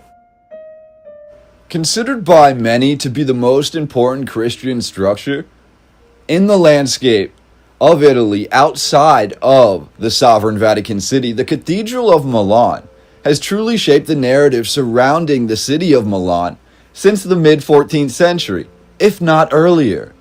Another interesting aspect to all of this, as you will see, is that throughout the 19th century, even in the 1860s, at the time of the first photographs of the cathedral, we can see just how advanced this particular area looks in comparison to other parts of the world. Milan is almost completely built out in what appears to be a modern layout. Even in 1860, we can see lines in the paved road, traffic lines directing traffic, and possibly also the paths or ruts that were used for horse-drawn trolleys. However, on the other end of that spectrum, when we talk old world theory and the concept of an advanced ancient society, Milan appears to be one of the greatest cities which would be used to support that argument. From the earliest images, even before photographs, artistic depictions showed the streets as paved, clean, and with ample architecture that all appears to be ancient in nature. Surrounding the Milan Cathedral, we can see what might be considered the clearest example that we are looking at a vastly more advanced society than what we have been told existed at that time. The question becomes, was the society who built all of this really those depicted in the first photographs from the mid-19th century? Or did the genius architects of Milan derive from a much deeper, much more esoteric history? Again, these photographs speak to a meticulous attention to detail, down to impossible measurements and symmetry, much akin to the Great Pyramid, where we see very little fluctuation or error in the construction and calculations of the Great Cathedral of Milan. Here is what the current narrative will tell us, and prepare yourself, because it's a doozy. The Milan Cathedral sits on the exact location of an earlier basilica founded in 355 AD. However, this first basilica was actually not the first basilica on the site, as this exact location was an even earlier, elevated, and fortified center of Roman Milan, with the Roman basilica sitting here at the center of the city, on this elevated land. This is where the current cathedral sits today. The Romans subdued or amalgamated with Milan by roughly 220 BC, and by the time of Julius Caesar, Milan was an entirely fortified Roman town, surrounded by a thick Roman wall. Recently, excavations beneath the modern Milan Cathedral have also tied the earlier basilica, known as the New Basilica, founded in 355 AD, on top of the earlier Roman basilica. We are told the 355 AD basilica had the same plan as a basilica that was founded in London, hundreds of miles away. The site at London, discovered buried beneath Tower Hill, was said to have the exact same layout, foundations, and measurements as the basilica that was buried in Milan, seemingly implying an earlier tie between the cultures of Milan and London nearing the collapse of Rome and the rise of Christianity, which in my opinion further alludes to possible ties of an ancient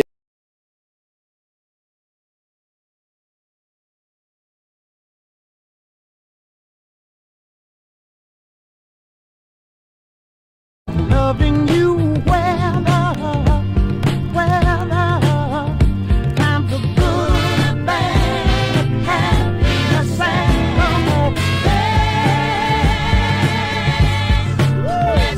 let's stay loving you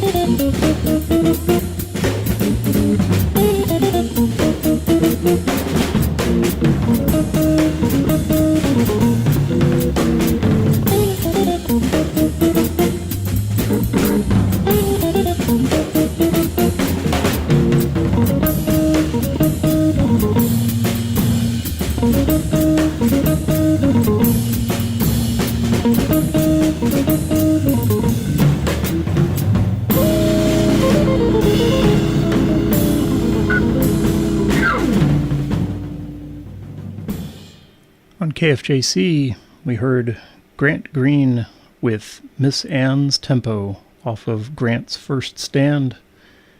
For that, Al Green with the title track from Let's Stay Together. Betty Swan had her cover of Stand By Your Man on her self-titled album. Booker T and the MGs brought us the title track from Soul Limbo. Jimmy Sabater with Cool It, Here Comes the Fuzz off of the collection Latin Funk, New Yorican Funk 1968 through 76. Cal Jader with Guachiguaro, which was from Soul Sauce, but this version was actually on a collection called Cocktail Mix Volume 2. And starting off that rather long set, we had Forgiveness with the track Being, and that was on their self-titled release. September 23rd, 1932. A pair of adventurous scientists made history by descending over 2,200 feet below the Atlantic Ocean off the coast of Bermuda in an experimental craft called a bathysphere. It was KFJC, broadcasting the sights and sounds of this historic plunge as 4,800 tons of underwater pressure surrounded the heroic divers. When the craft touched the ocean floor, the divers heard it.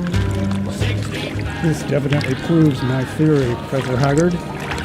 Down on the farm with Sally Gooden. Monday from 10 a.m. to 2 p.m. Online, undersea, on the air. Yes, it's dark as hell down here. I dig the music. Next time you bring a flashlight and maybe even some petrol and a bottle of beer. Tune in later today and hear Down on the Farm, hosted by Sally Gooden. You're listening to Monday's Grave. I'm your host, Iceberg. I'll be hanging out with you here playing music until 6 a.m. Next up, we're going to listen to a track from Syl Johnson on 89.7.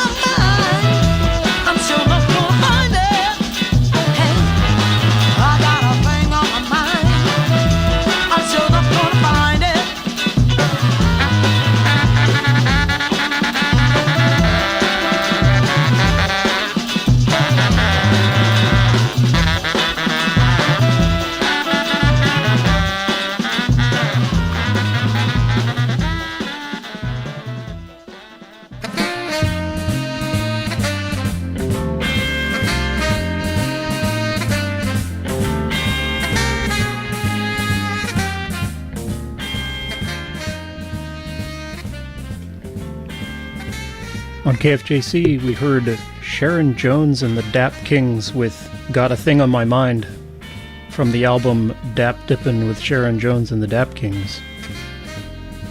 Before that, Syl Johnson with Let's Start All Over Again. The Tenant Protection Act is a California rental housing law that regulates rent increases and terminations and evictions and applies generally to multifamily properties built more than 15 years ago. The Tenant Protection Act mandates notice requirements by landlords, places limits on annual rent increases, requires just cause for evictions, and sets dollar limits to security deposits required of tenants. More details are available at oag.ca.gov.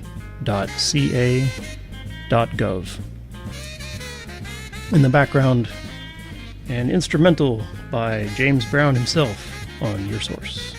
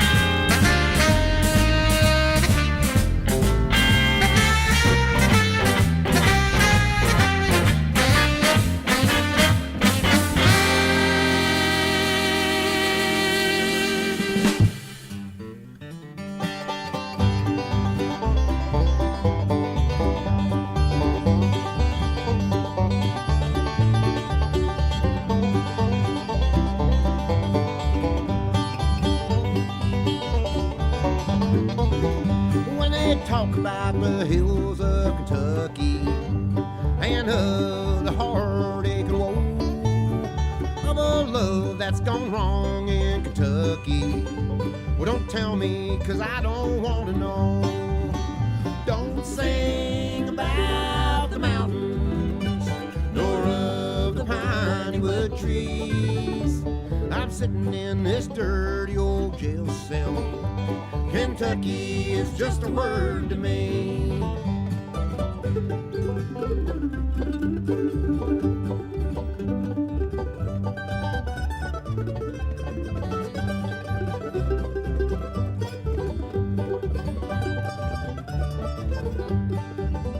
I courted a lawman's daughter across the line from Tennessee. Now my home is a Green River prison, so don't talk about Kentucky to me. Don't sing about the mountains nor of the piney wood trees. I'm sitting in this dirty old jail cell. Kentucky is just a word to me.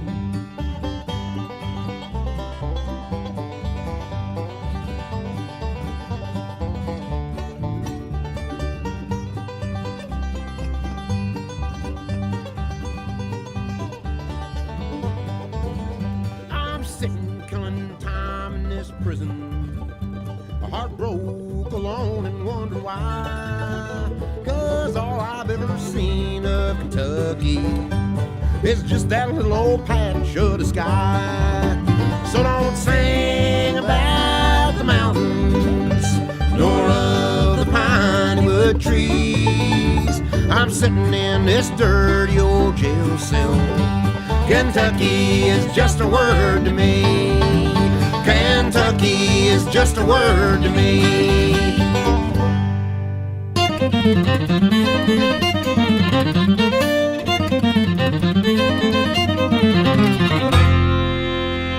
Rain falls in the distance on a foggy mountainside. In the northern country somewhere on the Great Divide. The wind blows through the pine trees, I can hear its lonesome sigh. It says you won't get out alive, but I know I have to try. From the Yukon River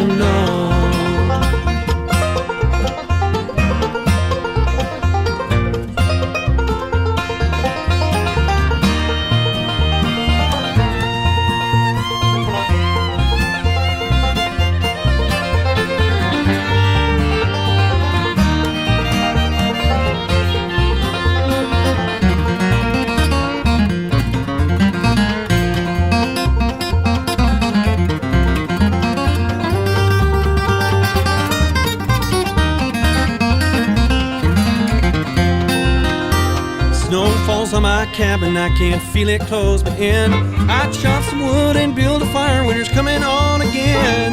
Working in the dark and cold, most people do not know just what it's like risking your life in a field that cannot grow. From you, cold river, take the reins away, far from my home, where I cannot stay. North country winters on your own, cold and alone in the wild unknown.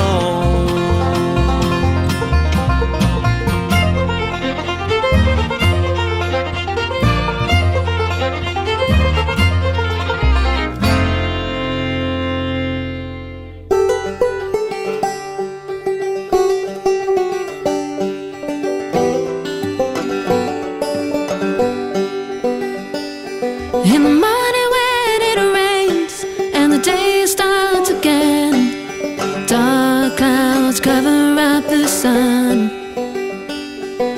Blue skies are gone, it's a struggle to carry on.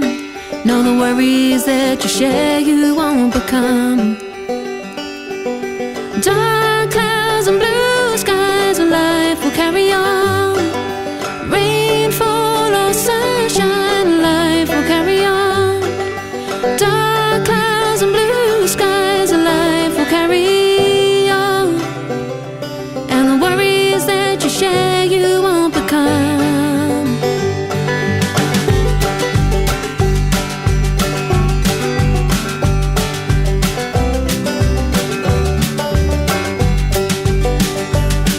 In the evening when it's late, you're lying in your bed, wide awake, sleep won't come.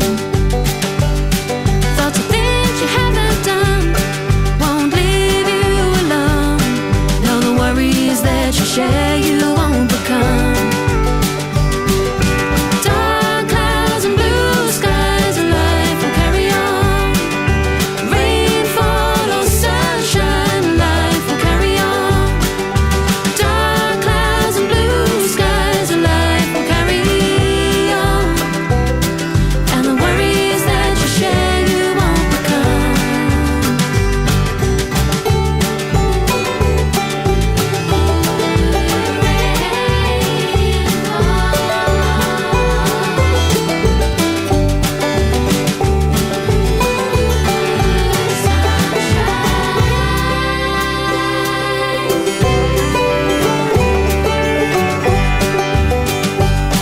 When the money is running low, it's a struggle to pay the bills, selling everything you own.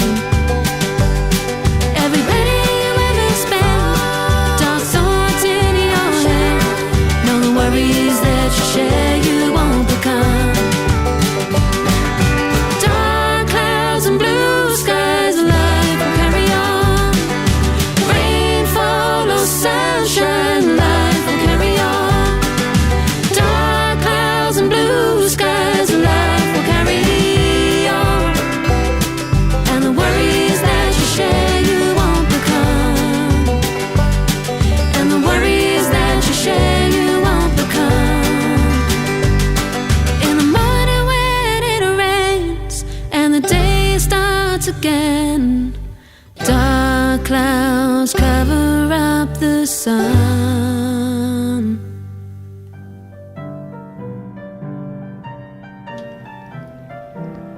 On KFJC, that was the Rosalies with Dark Clouds and Blue Skies. 49 Special with Wild Unknown off their self-titled album. Bean Creek with Kentucky Is Just a Word to Me off of Home Again. Starting off that set, an instrumental track from James Brown called Suds off of the collection Soul Pride, the Instrumentals, 1960 through 1969.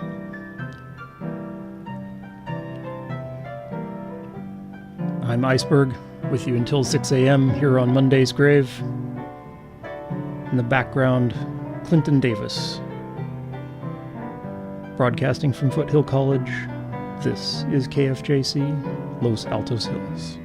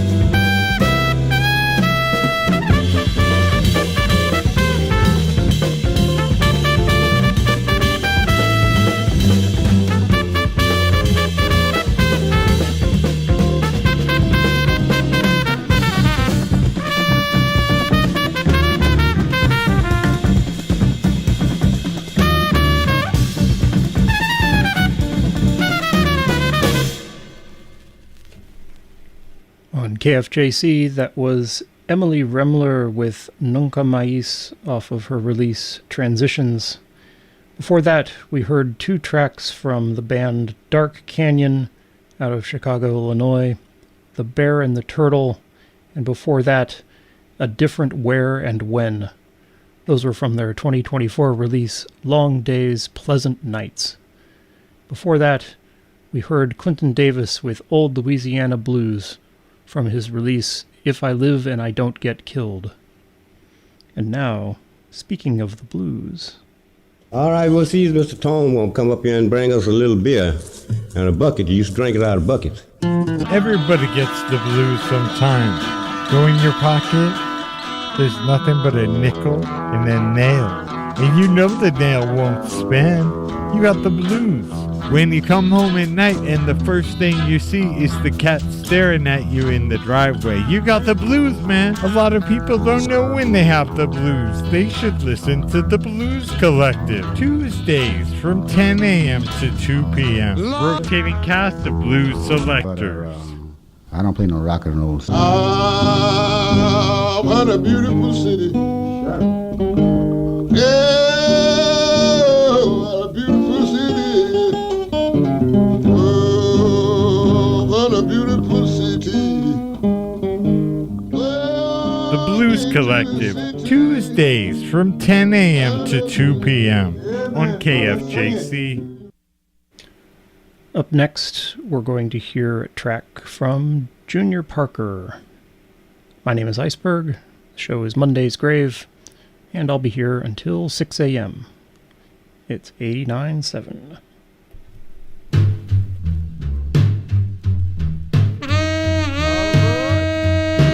Train I ride, 16 coaches long. Train I ride, 16 coaches long. Well, that long black train carried my baby from home. Train, coming on round the bend. Train, coming on round the bend. Well, it took my baby, it's gonna do it again.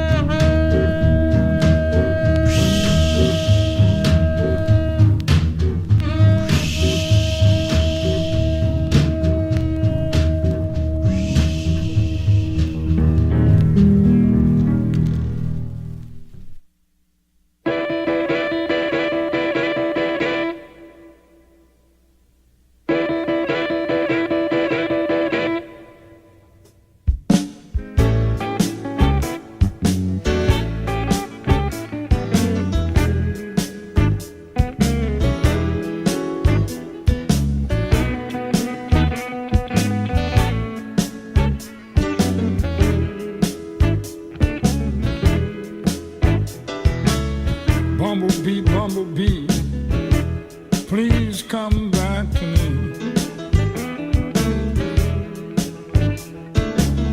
Bumblebee, bumblebee, please come on back to me. You got the best old stinger any bumblebee I ever seen. You stung me this morning, been looking for you all day long. Yeah, you stung me this morning, looking for you all day long. Have me to the place, can't stand to see you leave my home.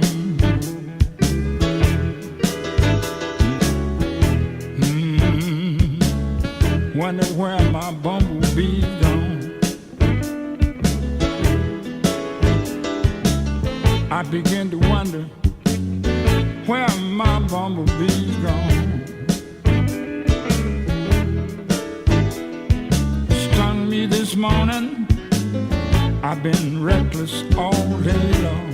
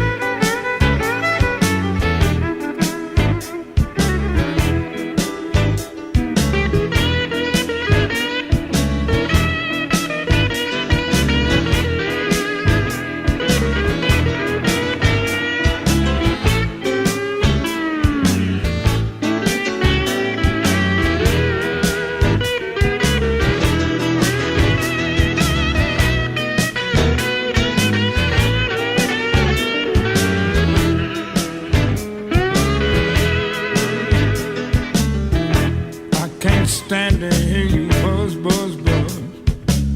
Come here, bumblebee, stop your fuss. You're my bumblebee, and you know you're stuck. Sting me, bumblebee, till I get enough.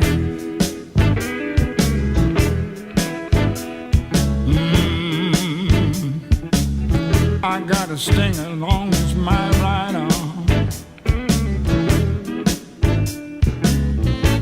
I got a stinger long as my right arm. I sting you, bumblebee, won't do you no harm.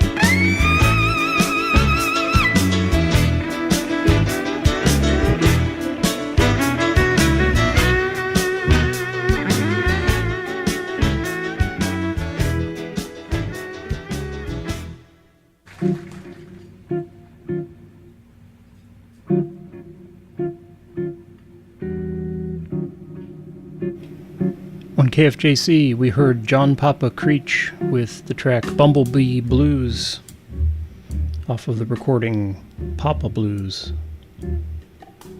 Before that, Junior Parker with the title track from Mystery Train.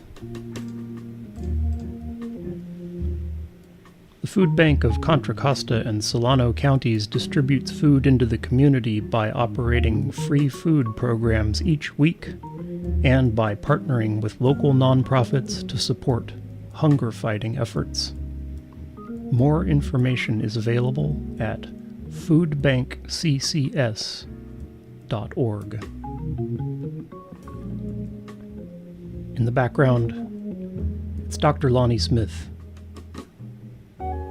Iceberg with you here until 6 a.m. on your source for both blues and jazz, KFJC.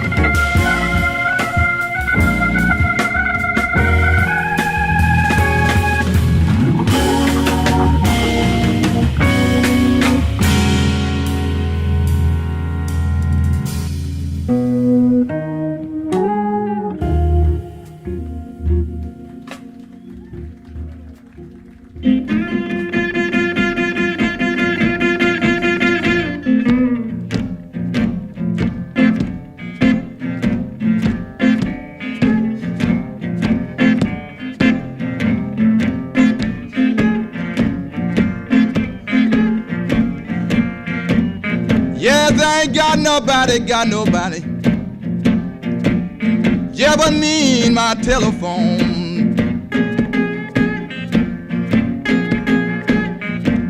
Yes, I ain't got nobody, yeah, people, yeah, but me and my telephone. Nobody talk to me and keep me company. When my baby, she was here with me, my telephone kept on ringing all the time. But now, since she left me, my telephone don't ever ring. That's why I know now, people, it was something going on wrong. Yes, it was.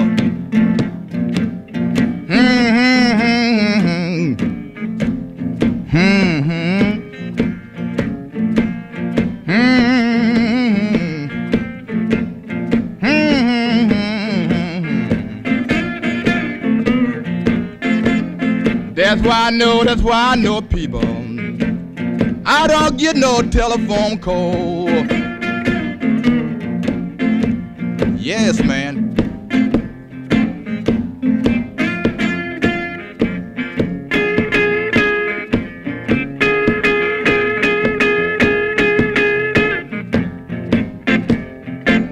I'm going downtown this morning. Ask the operator, what's wrong with my telephone? It don't never ring. It must be out of order.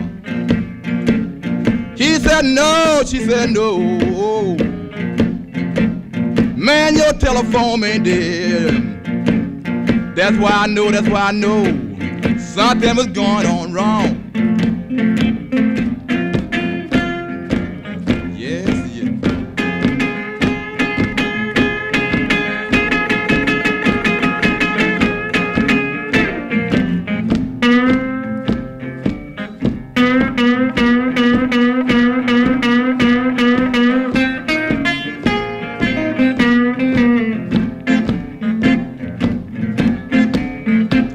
Now my baby done come back home.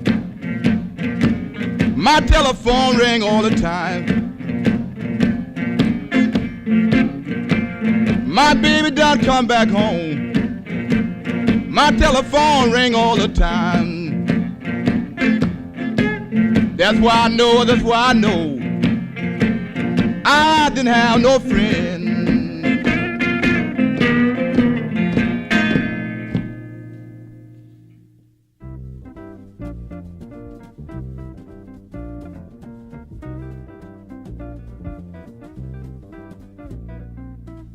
It's time for the Concert Outlook with Cinderora and Morris Minor. Juan Sykes the Chapel, Thursday, January 22nd. Black Flag Burns DNA Lounge, Friday, January 23rd. Mamatoos Ferries, Bottom of the Hill, Sunday, January 25th. ESG and Bush Tetris Muskox's Great American Music Hall, Friday, January 30th. Poke Lafarge Sapodillos, The Guild Theater, Saturday, January 31st. She Passed Away, Shark Weeks, The Ritz, Thursday, February 5th. Atmosphere, Sage Francis, Cool Keith, Mr. Dibbs, Cohabulate, The Fox Theater, Friday, February 13. Steel Pole Bathtub and Alice Do Donuts outside the Great American Music Hall, Friday and Saturday, February 13th and 14th. Bitch and Baja, Steve Barnes, Moe's Alley, Thursday, February 19. Clipping, Head Wounds, The UC Theater, Friday, February 20th. The Concert Outlook is a presentation of the KFJC Promotions Department and airs daily at 5:30 a.m., 8:30 a.m., 12:30 p.m., and 5:30 p.m. It can also be found online at kfjc.org. For the Concert Outlook and Morris Minor, I'm Cinderora.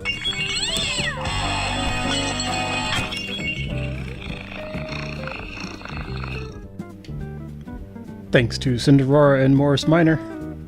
Time is now 5:31 a.m., and that means it's time for your entertainment calendar for Monday, January 19th. In the North Bay, Tyler Hilton and Kate Vogela will be at Café du Nord. And at the Winters Tavern, Garrett DeLoyan, Scott Guberman, Anna Elva, Stephanie Hartwell, and Roger Seidman will be playing. That's your entertainment calendar for Monday, January 19th. Earlier we heard John Lee Hooker with just me and my telephone off of a recording from the 1950s. Before that, Dr. Lonnie Smith with Davika off of All in My Mind. And in the background, we're listening to Mary Osborne. It's KFJC.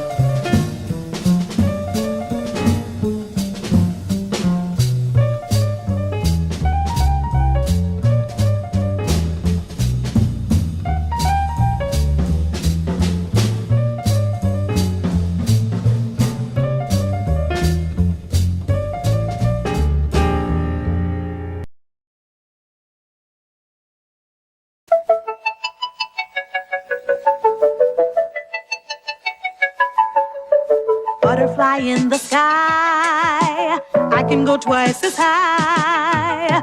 Take a look, it's in a book, a reading rainbow. I can go anywhere. Friends to know and ways to grow, a reading rainbow. I can be anything. Take a look, it's in a book, a reading rainbow.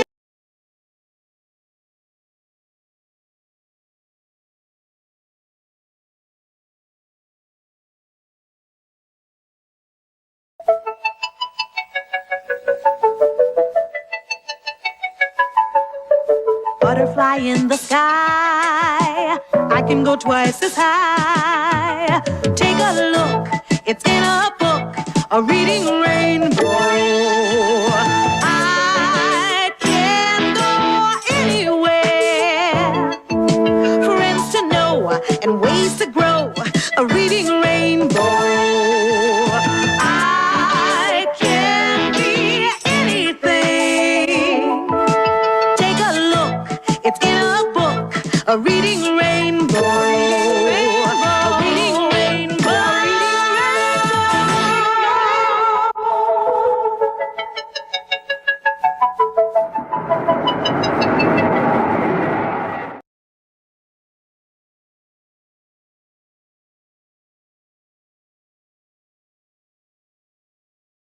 Kidsico.